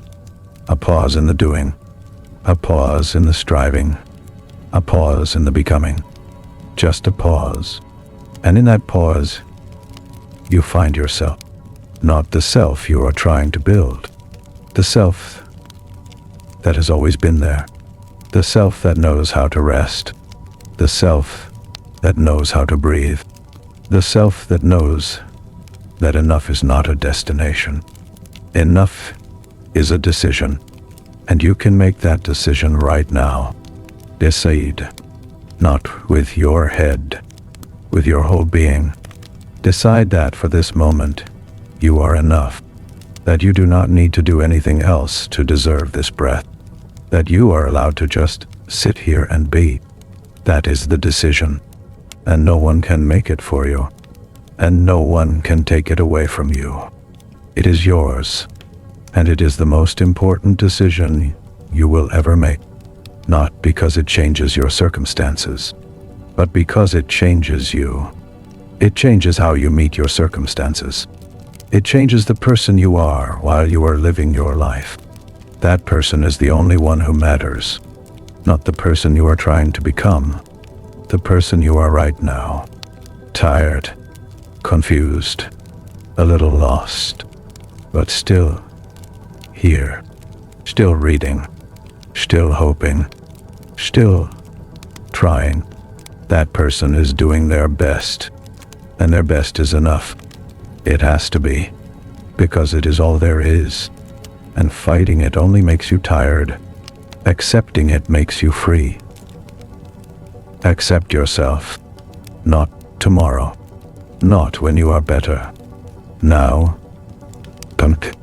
as you are, with all your mess and all your doubt and all your exhaustion. Accept that this is where you are, and that is okay.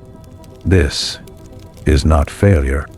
This is being human, and being human is messy and slow and unpredictable. It is not a productivity graph. It is not a linear path to success. It is a winding road with detours and breakdowns and moments of unexpected beauty. You are on that road, and you are exactly where you need to be. Let that sink in. You are exactly where you need to be, not because you planned it, not because you earned it, just because this is your life, and your life is unfolding exactly as it should. Not perfectly, not according to some ideal, but really, honestly, commonly, and that is enough. You are enough. Rest in that, even for a moment, even for a breath. Let yourself feel the relief of not having to be more, of not having to do more, of just being here, being you, being enough. That relief is real. That relief is available. That relief is not a luxury. It is a necessity, and you can give it to yourself right now, not by earning it, but by accepting it, by accepting that you have been carrying a weight you were never meant to carry, and that you can put it down, not all at once, but one breath at a time, one moment of rest at a time, one decision to be enough at a time. Put it down now, just for a moment. Put down the weight of who you think you should be. Put down the pressure of what you think you should have accomplished. Put down the comparison to people who are not you. Put down the fear that you are falling behind. Put it all down, just for this moment. and feel what it feels like to be light, to be free, to be simply yourself. No performance, no pretending, no pushing, just you, breathing, being enough. That is the truth that hustle culture cannot touch. That is the truth that lives underneath all the noise. And that truth is not something you need to achieve. It is something you need to remember. And you are remembering right now, in this moment, with these words, with this breath. You are remembering that you are already whole, already worthy, already home. Stay here as long as you need. There is nowhere else you need to be, nothing else you need to do. Just breathe, just be, just know that you are enough. And let that knowing settle into your bones, not as a thought, as a feeling, as a truth, as the ground beneath your feet. You are enough. You always were, and you always will be, no matter what the hustle says, no matter what the world says, no matter what that voice in your head says. You are enough, and that is the only thing that has ever been true. And that is the only thing that has ever been true, but you have been taught to doubt it, to question it, to feel like believing it would be arrogant or naive or lazy. You have been taught that humility means never feeling like you are enough, that ambition means always wanting more, that success means never being satisfied. And those lessons have worked. You are not satisfied. You are not enough in your own eyes. And you are exhausted from trying to become someone you think you should be. Let me ask you something you have probably never said out loud. What if you stop trying to become someone else? What if you just let yourself be who you are? Not the improved version.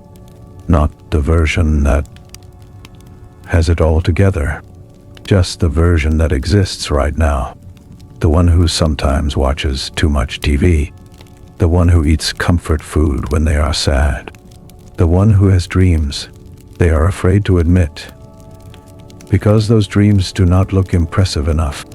What if that person was allowed to just live, without apology, without a 5-year plan, without a constant push to be better? You have been sold a story that better is always possible and always necessary, that you should never be content because contentment is the enemy of growth. But that is a false choice. You can grow and still be content with where you are right now. In fact, you will grow better from a place of contentment than from a place of self-hatred. Self-hatred does not create lasting change. It creates shame, and shame makes you smaller. It does not make you stronger. It makes you hide. It makes you pretend. It makes you work harder, but feel less. That is not growth. That is survival. You have been surviving, not thriving. Surviving looks like getting through the day and collapsing at night. Surviving looks like checking off tasks and feeling nothing. Surviving looks like achieving things that should feel good and feeling only relief that you did not fail. That is not living. That is just not dying. And you deserve more than that. You deserve to thrive. But thriving does not come from doing more. It comes from being more present, more connected, more yourself. And you cannot be yourself when you are constantly trying to be someone else. Think about the last time you felt truly alive. Not just busy. Alive. Donde. Maybe it was a moment of laughter that came out of nowhere. Maybe it was a walk in the woods when you forgot about time. Maybe it was a conversation that made you feel understood. Maybe it was a moment of creation when you lost yourself in the process. In that moment, you are not thinking about productivity or goals or what you should be doing. You were just there, fully there. That is what it feels like to be alive. And that feeling is available to you more often than you think. But you have to make space for it. You have to stop filling every moment with doing. You are afraid of empty space, afraid of what you might feel if you are not constantly occupied. And that fear is real, but it is also a sign that you have been running from something inside you that needs your attention, something that will not go away. No matter how much you achieve or how busy you stay, that something is probably grief.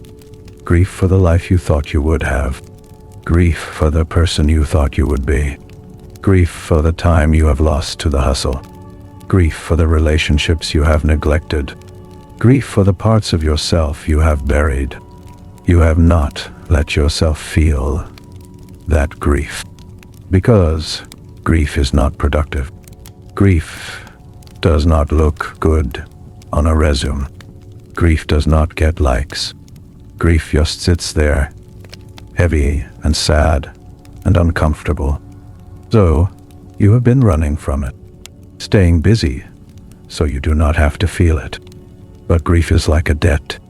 The longer you avoid it, the more interest it accumulates, and eventually it will come due. It will come due in the middle of the night when you cannot sleep. It will come due in a moment of exhaustion when you have nothing left to distract yourself. It will come due in a panic attack, or a breakdown, or a quiet realization that you are not happy. You can choose to pay the debt now, in small installments, by letting yourself feel sad when you are sad, by letting yourself grieve what you have lost, by admitting that the hustle took something from you, and that it is okay to be angry about that. You do not have to stay angry, but you do have to feel it, because feelings that are not felt do not disappear.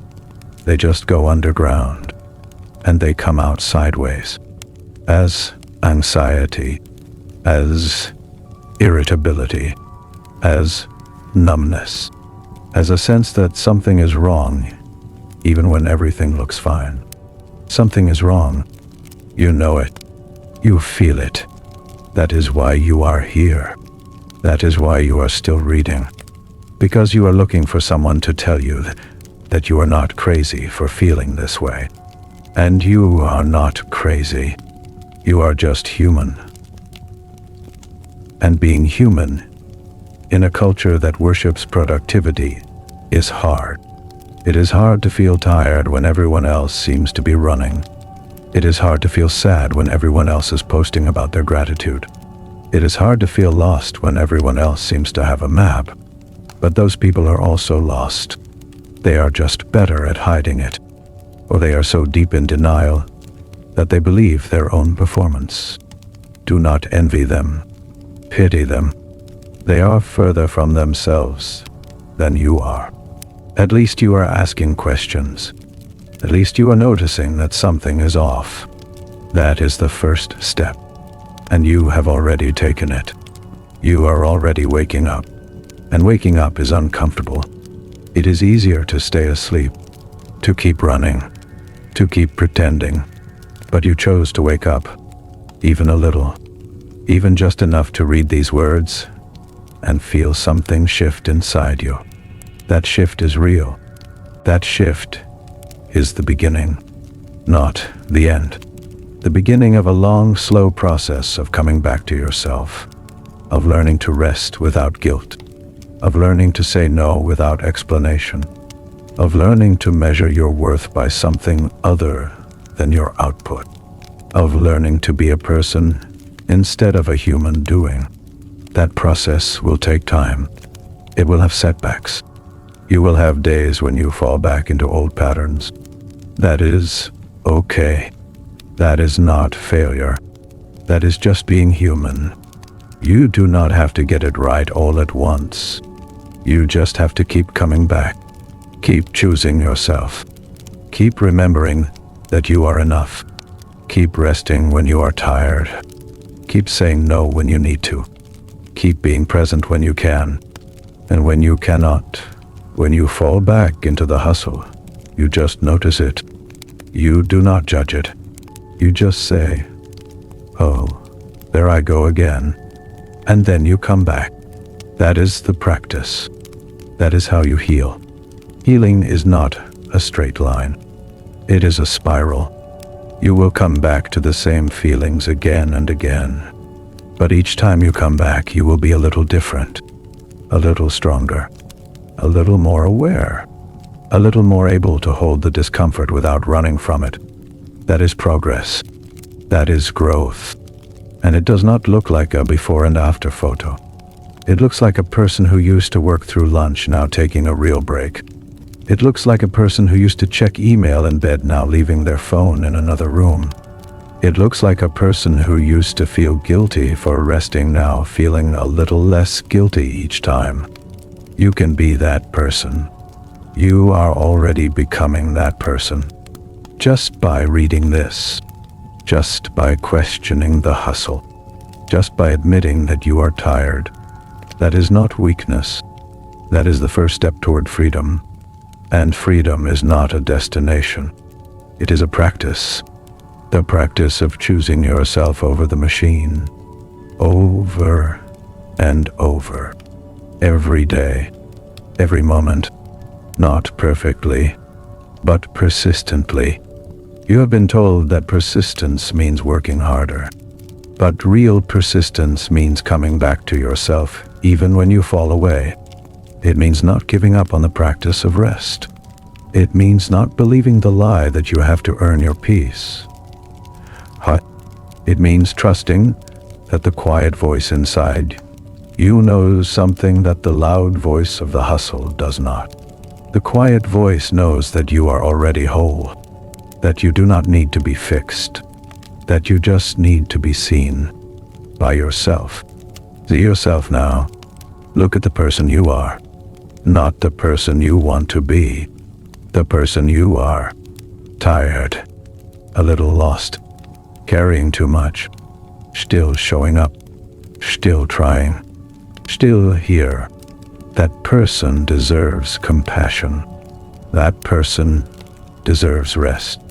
That person deserves to hear that they are doing a good job, even when the results do not show it. Because showing up is a good job. Trying is a good job. Being here is a good job. You do not have to produce anything to deserve love. You just have to exist. Existing is enough. That is the truth that hustle culture cannot stand. Because if existing is enough, then the whole machine falls apart. Then you do not need to buy the course, or read the book, or wake up at 5 a.m., or optimize your morning routine, or track your habits, or measure your progress. You can just be. And being is free. And being is available to everyone. And being is the one thing you have been running from your whole life. Stop running. Just for a moment. Just for this breath. Stop running and let yourself be. Let yourself feel the weight of your body. Let yourself hear the sounds around you. Let yourself notice that you are alive. Not in a dramatic way. In a simple way. You are alive. You are breathing. You are here. That is a miracle. That is enough. You do not need to add anything to it. You do not need to achieve anything to make it more miraculous. It already is. And you already are. You are enough. Not because of what you do, but because you exist. And existence is not a task to be completed. It is a gift to be received. Receive it now. Receive this moment.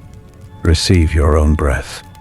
Receive the simple fact that you are here and you are okay. Not perfect. Not finished. Not where you want to be. But okay. And okay is a beautiful place to start. Not because it leads somewhere better, but because it is already good. And good is not a stepping stone. Good is a destination. You have been told that good is not enough, that you need great, that you need exceptional, that you need to stand out. But standing out is exhausting, and most people who stand out are lonely. They have traded connection for achievement. They have traded peace for recognition. They have traded themselves for a version of themselves that looks good from the outside. Do not make that trade. It is not worth it. You will wake up one day and realize you do not know who you are, and you will have to start from scratch. Starting from scratch is harder than starting from where you are now. Where you are now is okay. It is not perfect, but it is real. And real is better than perfect, because real can be lived. Perfect cannot be lived. Perfect is an idea, an illusion, a story you tell yourself to keep running. Let go of perfect. Let go of the idea that you need to be more than you are. Let go of the belief that rest is a reward. Let go of the fear that you are falling behind. Let it all go. Not because it is easy, but because it is heavy, and you have been carrying it for too long. Put it down now. Imagine yourself setting down a heavy backpack. Unclip the straps. Feel the weight lift from your shoulders. Breathe into the space that opens up. That space is your life. That space is where you get to be, not where you get to do. Where you get to be. And being is not nothing. Being is everything, because being is the foundation of doing. When you are exhausted, you cannot do good work. When you are disconnected, you cannot create anything meaningful. When you are running on empty, you cannot show up for the people you love. Being is not a luxury. Being is the prerequisite for everything else. So be. Just be, for a moment, for an hour, for a day. Let yourself exist without a purpose. Let yourself rest without a reason. Let yourself be unproductive and notice that the world does not end. Notice that you are still loved. Notice that you are still valuable. Notice that nothing bad happens when you stop performing. That is the lesson. That is the truth. That is the freedom. You can have that freedom. Not someday. Today. Right now. By deciding that you are enough. By deciding that rest is not earned. By deciding that your worth is not measured by your output. By deciding that you are allowed to be human. Those decisions are not made at once. They are made over and over. But each time you make them, they get easier. Each time you choose rest over guilt, you strengthen a new muscle. Each time you choose presence over productivity, you rewire your brain. It takes time, but you have time. You have your whole life, and your whole life is happening right now. Do not wait for the perfect moment to start resting. That moment will never come.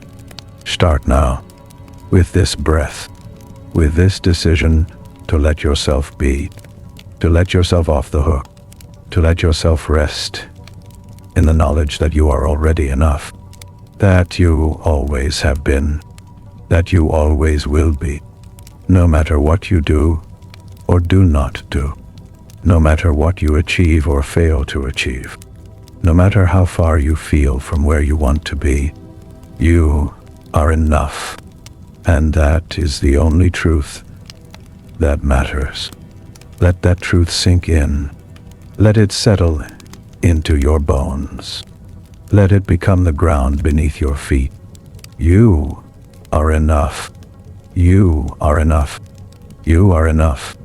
Say it to yourself, not as a command, as a reminder, as a gift, as the truth you have been looking for your whole life. You are enough. And now you can rest, not because you earned it, but because you are human. and humans need rest. And needing rest is not a flaw. It is a fact. And facts are not judgments. They are just information. Use that information. Rest when you are tired.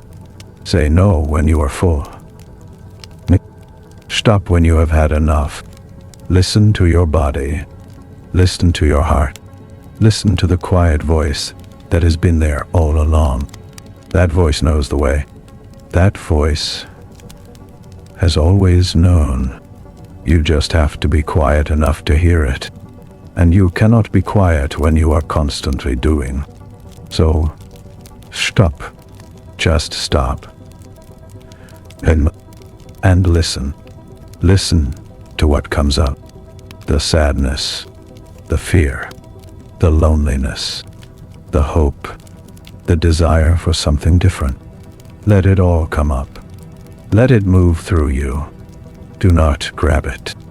Do not push it away. Just let it be there. Like weather, like clouds, like waves. You are the sky. You are the ocean. You are the space that holds everything. And that space is not afraid. That space is not tired. That space is just there. Opened, current. Yes, but empty, full of possibility. That space is you. The real you. The one underneath all the doing. The one that has been waiting for you to come home. Come home now. Come home to yourself. Not through effort, through surrender, through letting go of the need to be somewhere else, through accepting that you are exactly where you need to be, right here, right now, reading these words, breathing this breath, being this person. This is your home. This is your life. This is enough.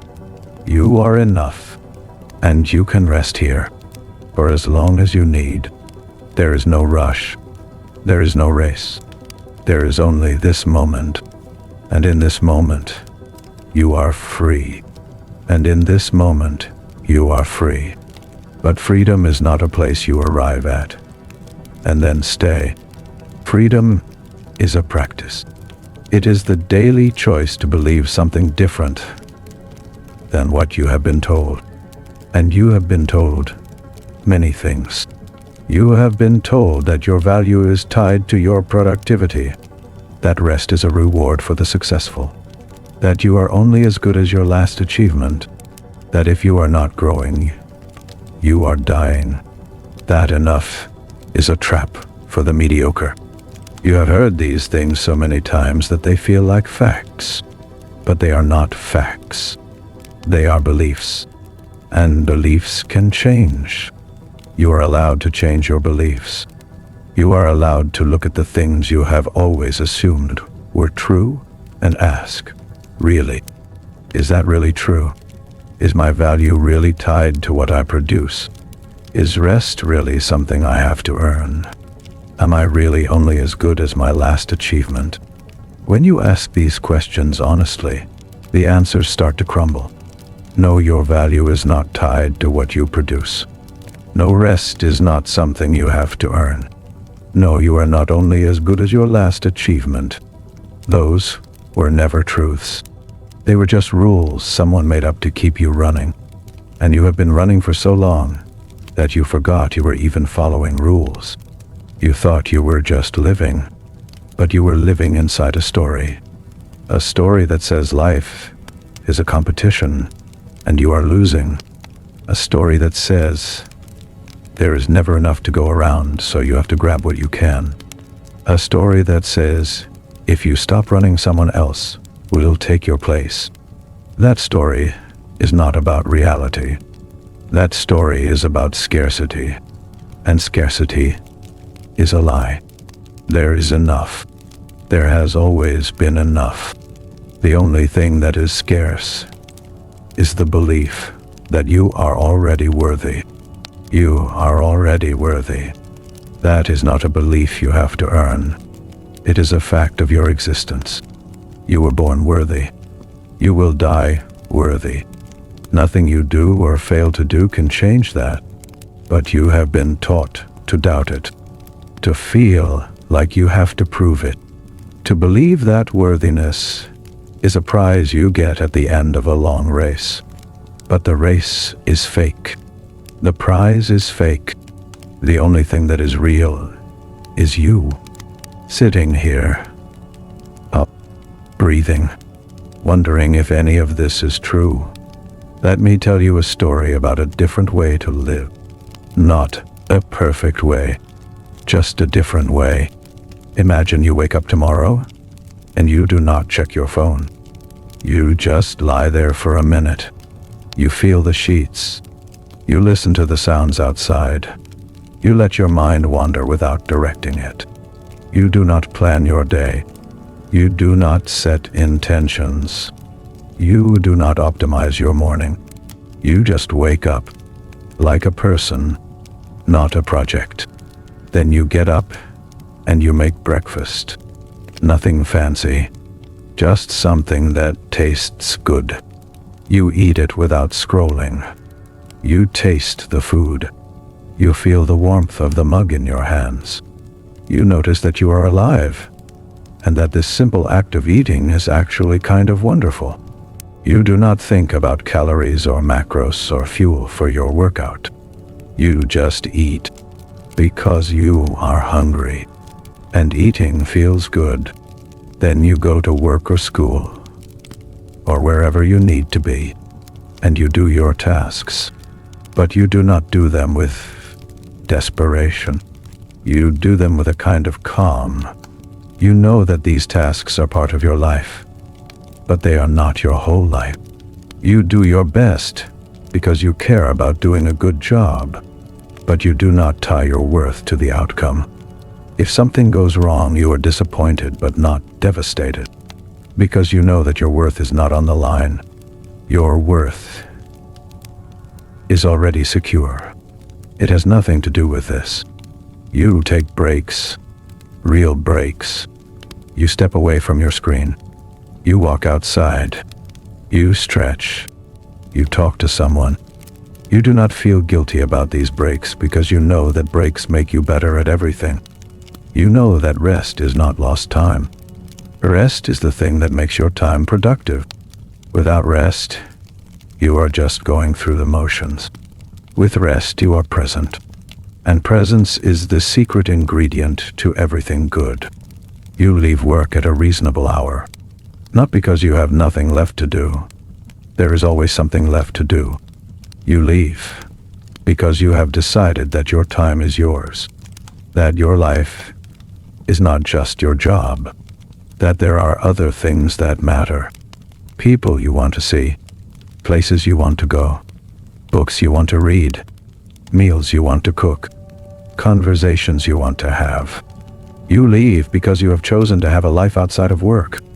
And that choice is not selfish. That choice is necessary. That choice is what keeps you from burning out and becoming useless to everyone, including yourself. You go home and you do something that has no purpose. You watch a show. You play a game. You call a friend. You sit on the couch and do nothing. And you do not feel guilty. You do not feel like you should be doing something else. You feel like a person who has done enough for today, who is allowed to rest, who is not a machine. You feel tired in a good way, the tired that comes from a day well lived, not the exhausted that comes from a day survived. You go to sleep at a reasonable hour, not because you have to wake up early to hustle, but because you are tired. And sleeping feels good, and you know that tomorrow will come, whether you are ready or not, and you will meet it as yourself, not as an improved version, not as a better version, just as you. And that is enough. That is the different way. It does not require you to quit your job or abandon your ambitions.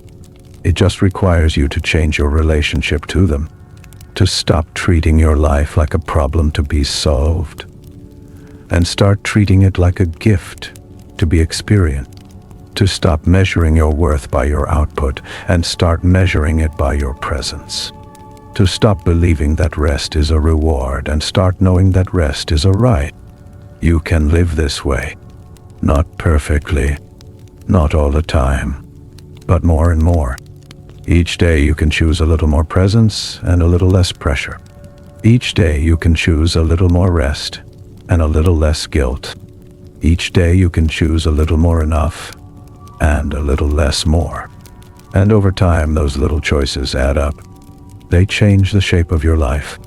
They change the person you become. You have been becoming someone you did not choose. Someone the hustle chose for you. But you can choose again. You can choose to become someone who knows their worth is not on the line every day. Someone who rests without apology. Someone who says no to the things that do not matter, so they can say yes to the things that do. Someone who lives their life instead of performing it. That person is waiting for you, not in the future, right now, in the choices you make today. You do not have to change everything at once. That is the hustle talking again. The hustle loves dramatic transformations. The hustle loves before and after photos.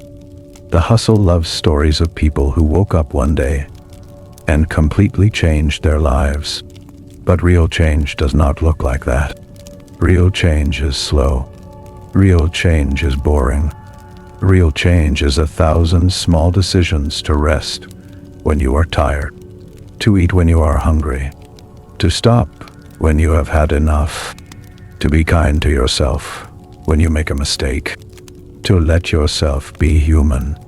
That is the change that matters, not the dramatic overhaul.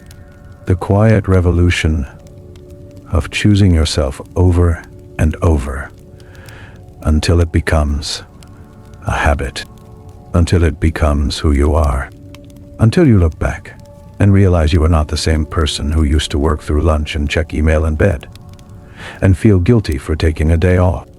You are someone new, someone who knows that rest is not weakness, that enough is not a dirty word, that you are already worthy. You are already worthy. Say that to yourself again. Let it land. Dot one. Let it sink in. You are already worthy. Not because of what you have done, not because of what you will do, because you exist, because you are here, because you are a person, and being a person is enough. It has to be enough because it is all there is. You cannot add to your worth. You cannot subtract from it. It is fixed. It is permanent. It is yours. The hustle wants you to forget that. Because if you remember that your worth is fixed, you will stop buying what it is selling. You will stop chasing the next thing. You will stop believing that you need to be more. You will rest. And rest is the enemy of the hustle. Rest is the thing that reveals the hustle for what it is.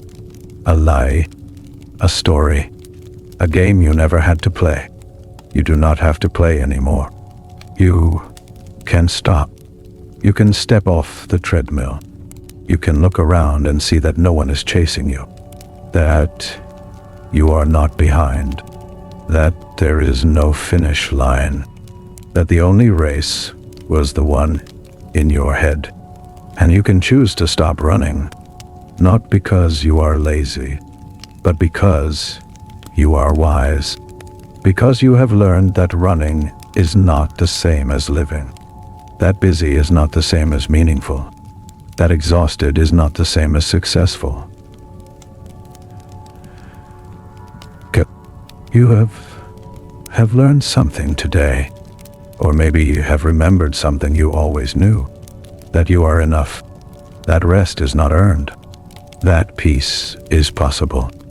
That you do not have to live this way. That you can choose differently. That the choice is yours.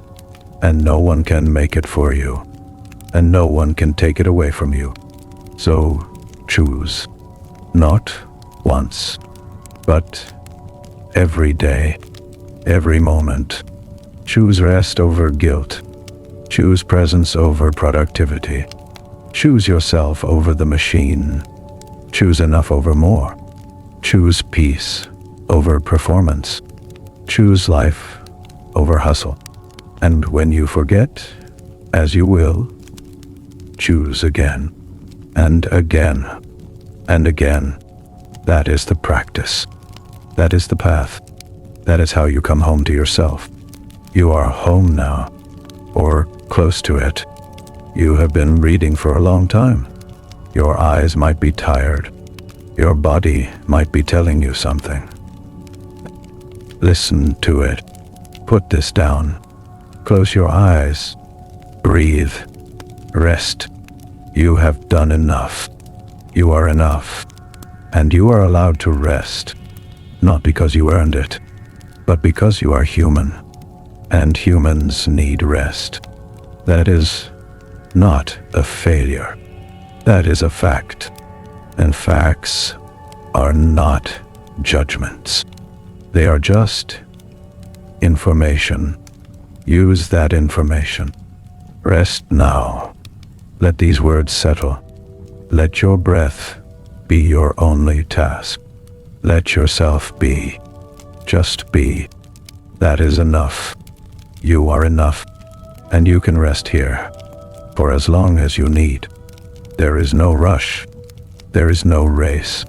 There is only this moment. And in this moment, you are free. Truly free. Not because you achieved something, but because you stopped trying to achieve your way to freedom. Freedom was never at the finish line. Freedom was always in the stopping.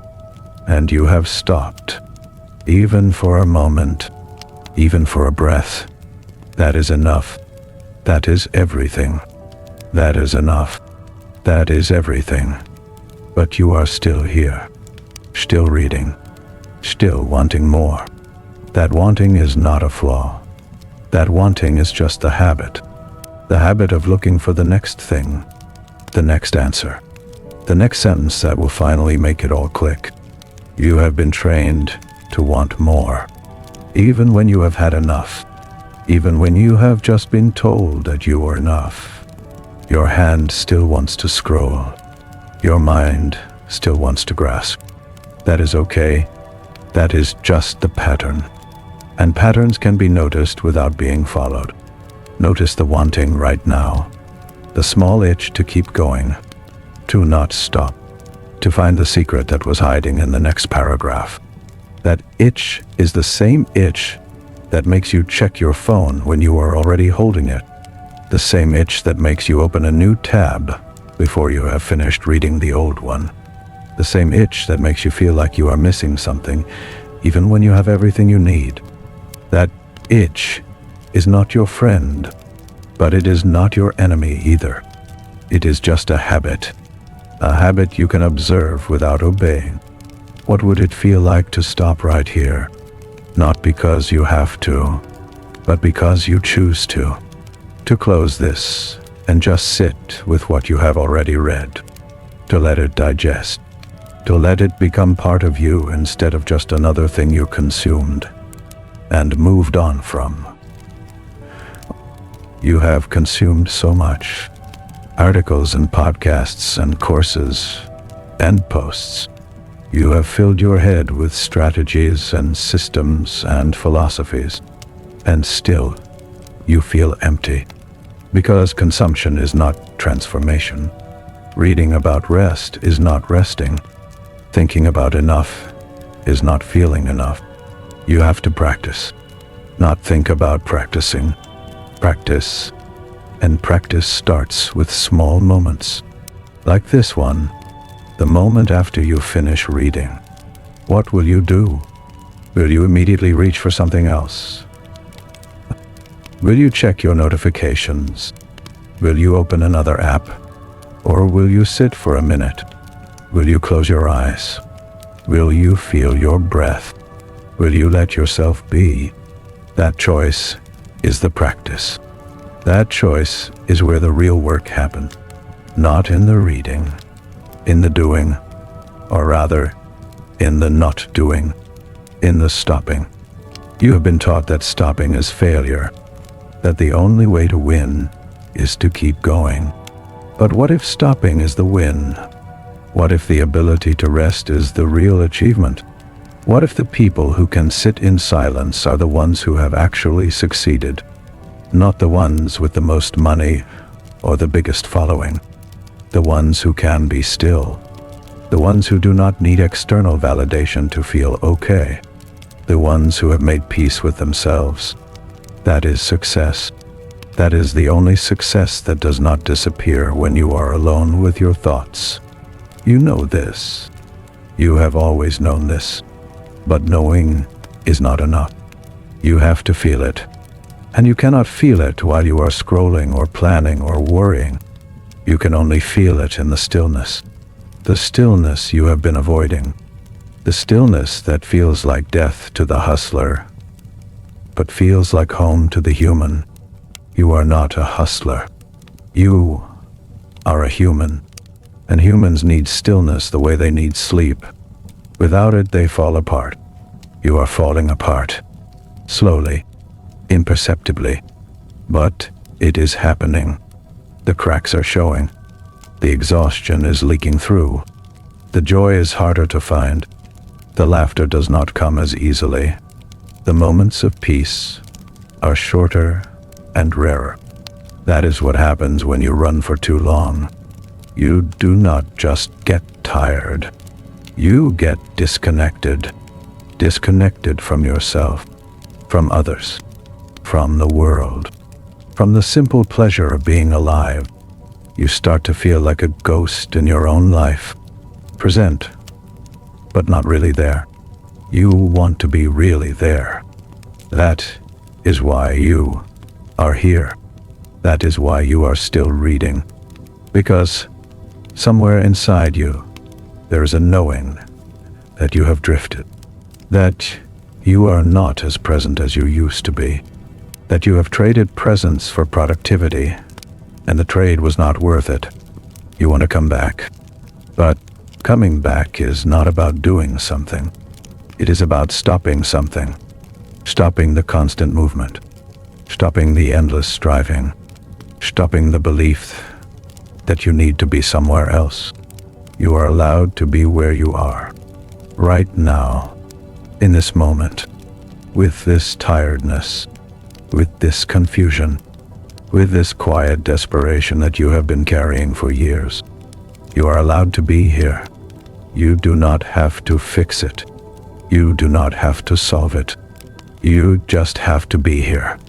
And let yourself feel what it feels like to be here, without running, without distracting, without pretending. It might hurt. The stillness might bring up things you have been avoiding, regrets, fears, grief, pandai, longing, punta. That is okay. That is not a sign that stillness is bad. That is a sign that stillness is working. That is a sign that you are finally letting yourself feel what you have been pushing down. And feelings that are felt lose their power. They move through you. They do not stay stuck. They do not come out sideways as anxiety or numbness, or that vague sense that something is wrong. They come out as tears, as sighs, as release, and then they are gone. You have been holding so much pressure, so much expectation, so much self-judgment, so much fear. You have been holding it all in your body, in your shoulders, in your jaw, in your chest, in your stomach. Your body is tired of holding. Your body wants to let go, but letting go requires safety. And you have not felt safe because you have been living in a state of constant threat. The threat of falling behind. The threat of not being enough. The threat of being seen as lazy or unmotivated or average. Those threats are not real. They are stories. Stories you told yourself. Stories the culture told you. But they are not real. No one is going to hurt you if you rest. No one is going to take away your worth if you stop producing.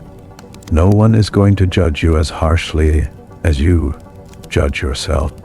The only threat is the one in your head, and you can disarm that threat by seeing it for what it is. A story. A story you can choose to stop believing. Choose to stop believing it right now. Not forever. Just for this moment. Just long enough to feel what it feels like to be free of it. To let your shoulders drop. To let your jaw unclench. To let your breath deepen. To let yourself be exactly as you are without needing to be different. That feeling is available to you. Not after you achieve something. Right now. In this breath. In this choice to let go of the story. You have been carrying a story that says you are not enough. That story is heavy. And it is not even yours. It was handed to you. By parents who wanted you to succeed. By teachers who wanted you to excel. By a culture that profits from your insecurity.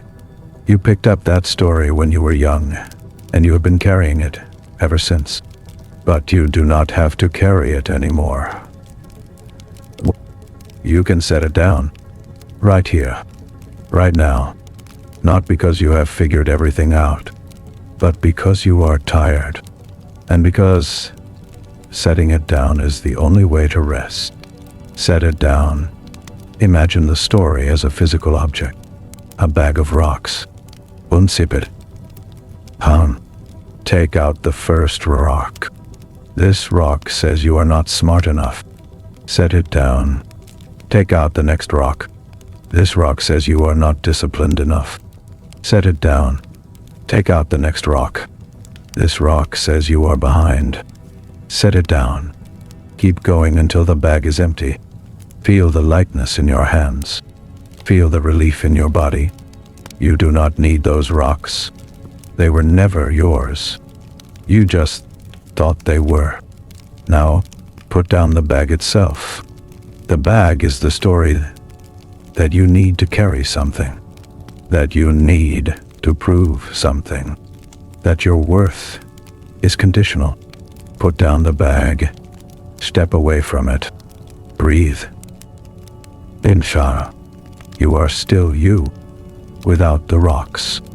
Without the bag. You are still here. Still breathing. Still alive. And you are lighter. That lightness is not laziness. That lightness is freedom.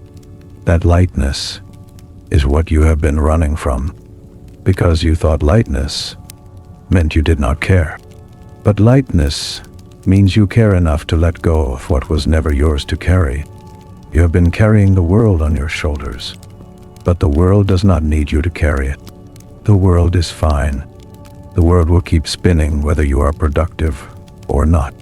The only thing that needs you to carry it is your own life. And your own life is lighter than you think. It is not the weight of achievement. It is the weight of presence. The weight of being here. And that weight is not heavy. That weight is just the weight of being alive. And being alive is not a burden. Being alive is a gift. You have been treating your life like a burden. Something to be managed. Something to be optimized. Something to be survived. But your life is not a burden. Your life is the only thing you have. And you have been spending it trying to become someone else. Trying to get somewhere else. Trying to achieve something that will finally make you feel okay. But you are already okay. You have always been okay.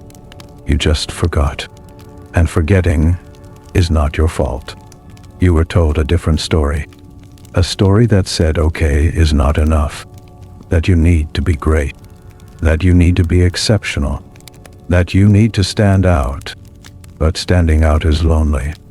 And greatness is overrated.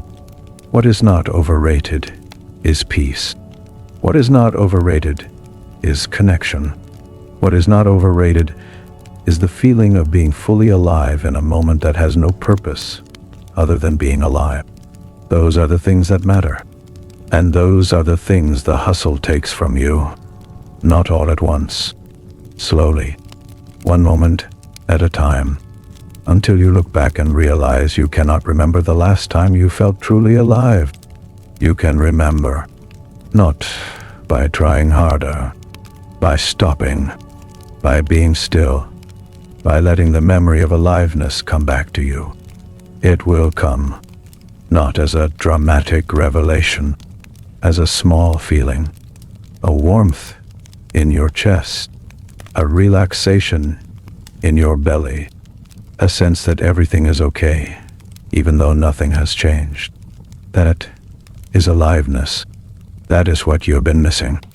And that is what is available to you right now. In this moment. In this breath. In this choice to be present. You are present. Right now. You are reading these words.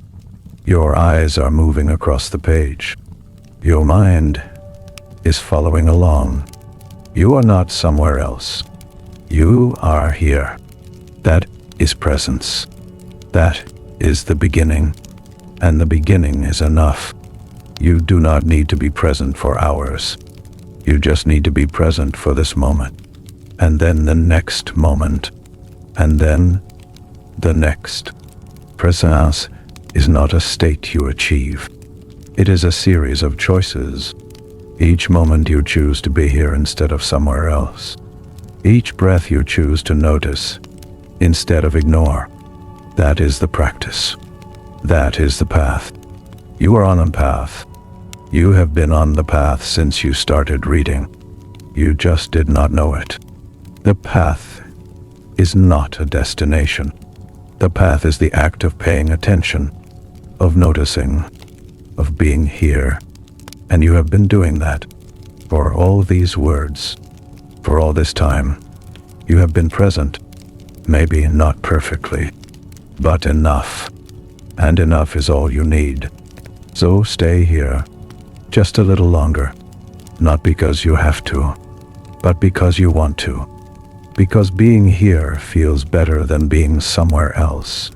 Because these words are speaking to something inside you that has been quiet for too long. Because you are finally listening to yourself, not the voice that tells you to work, the voice that tells you to rest. That voice is quiet, but it is there, and it is telling you something important. It is telling you that you have done enough, that you are enough, that you can stop now. Stop. Not forever, just for now. Just long enough to feel the relief of stopping, the relief of not having to do anything else, the relief of being exactly where you are without needing to change it. That relief is real.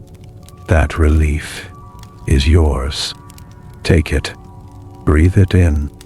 Let it fill you up. And then let it go.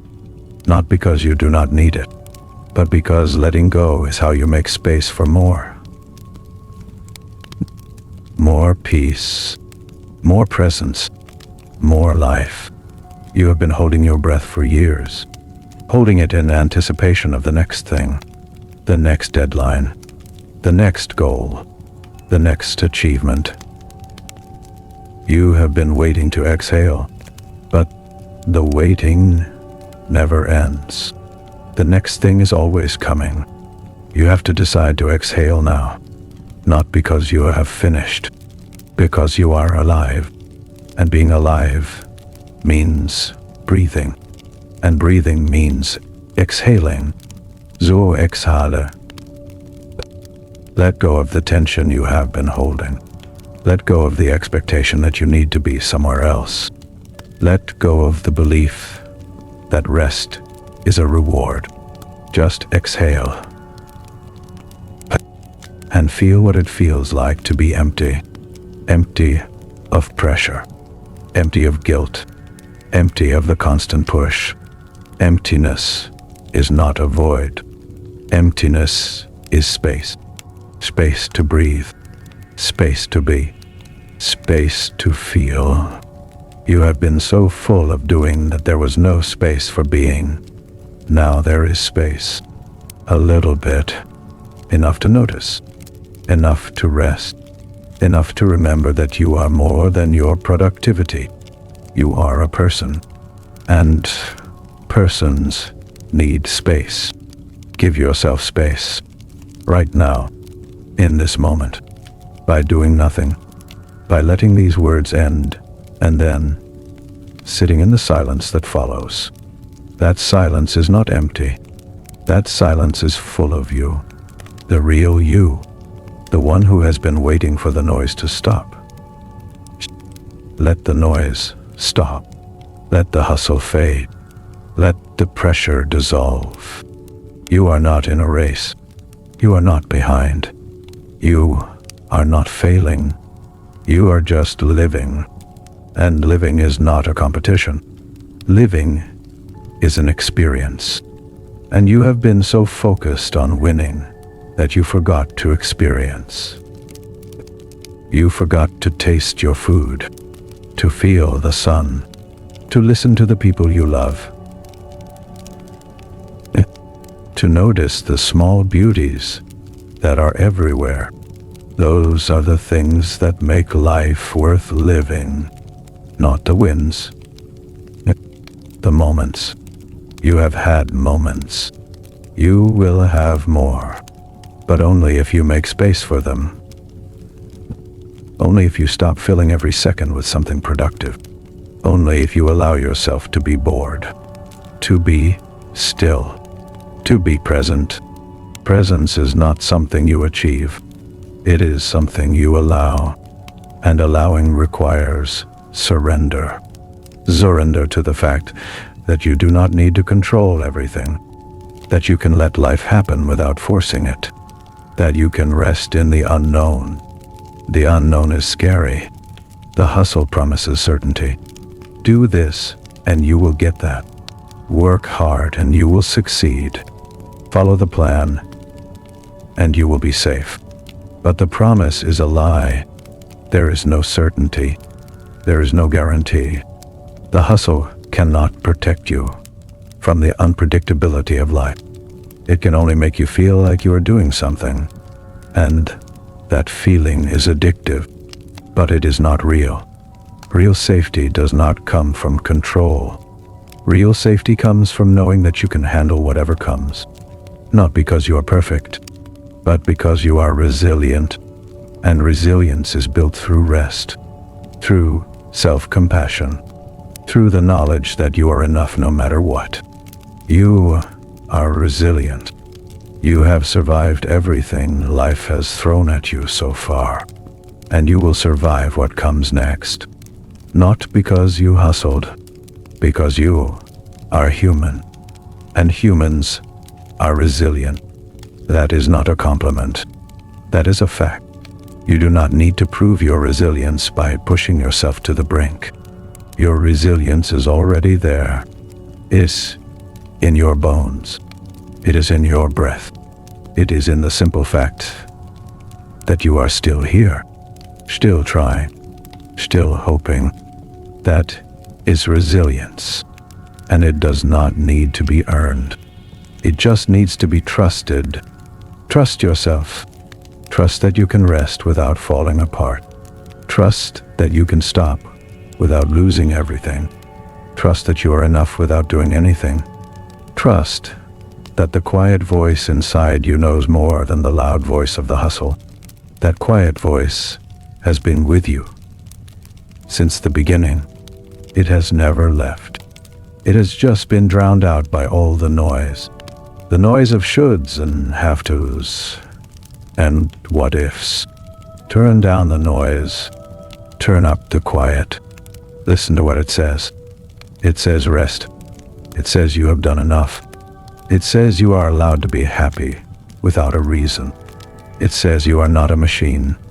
It says you are loved. It says you are enough. Listen, not with your ears, with your whole body. Feel the truth of it. Let it move through you. Let it settle into the places that have been tight and hard and tired. Let it soften you. You have been so hard on yourself, so rigid, so unforgiving. You deserve softness. You deserve gentleness. You deserve to be held by your own compassion. Hold yourself now, not physically, emotionally. Put a hand on your heart if you want, or just imagine it. Imagine wrapping your arms around the tired person inside you, the one who has been pushing for so long, the one who is afraid to stop. Tell that person it is okay. Tell them they are safe. Tell them they can rest. Tell them they have done enough. Tell them you love them. Mean it. That is not cheesy. That is survival. That is the only thing that will save you from the burnout that is coming if you do not stop. That is the medicine. Self-compassion. Not self-improvement. Not self-optimization. Self-compassion. The simple radical act of being kind to yourself when you are tired, when you are scared, when you are not where you want to be. That is the practice. That is the path. That is the way home. Come home now. To yourself. To your breath. To this moment. Let the words end. Let the silence begin. You are not alone. You are not broken. You are just tired. And tired is allowed. Tired is human. Tired is a signal to rest. So rest, not because you earned it, because you need it. And needing rest is not a weakness. It is the truth of being alive. And the truth will set you free, not from your responsibilities, from the lie that you are not enough. You are enough. You always have been. Rest in that. Rest now.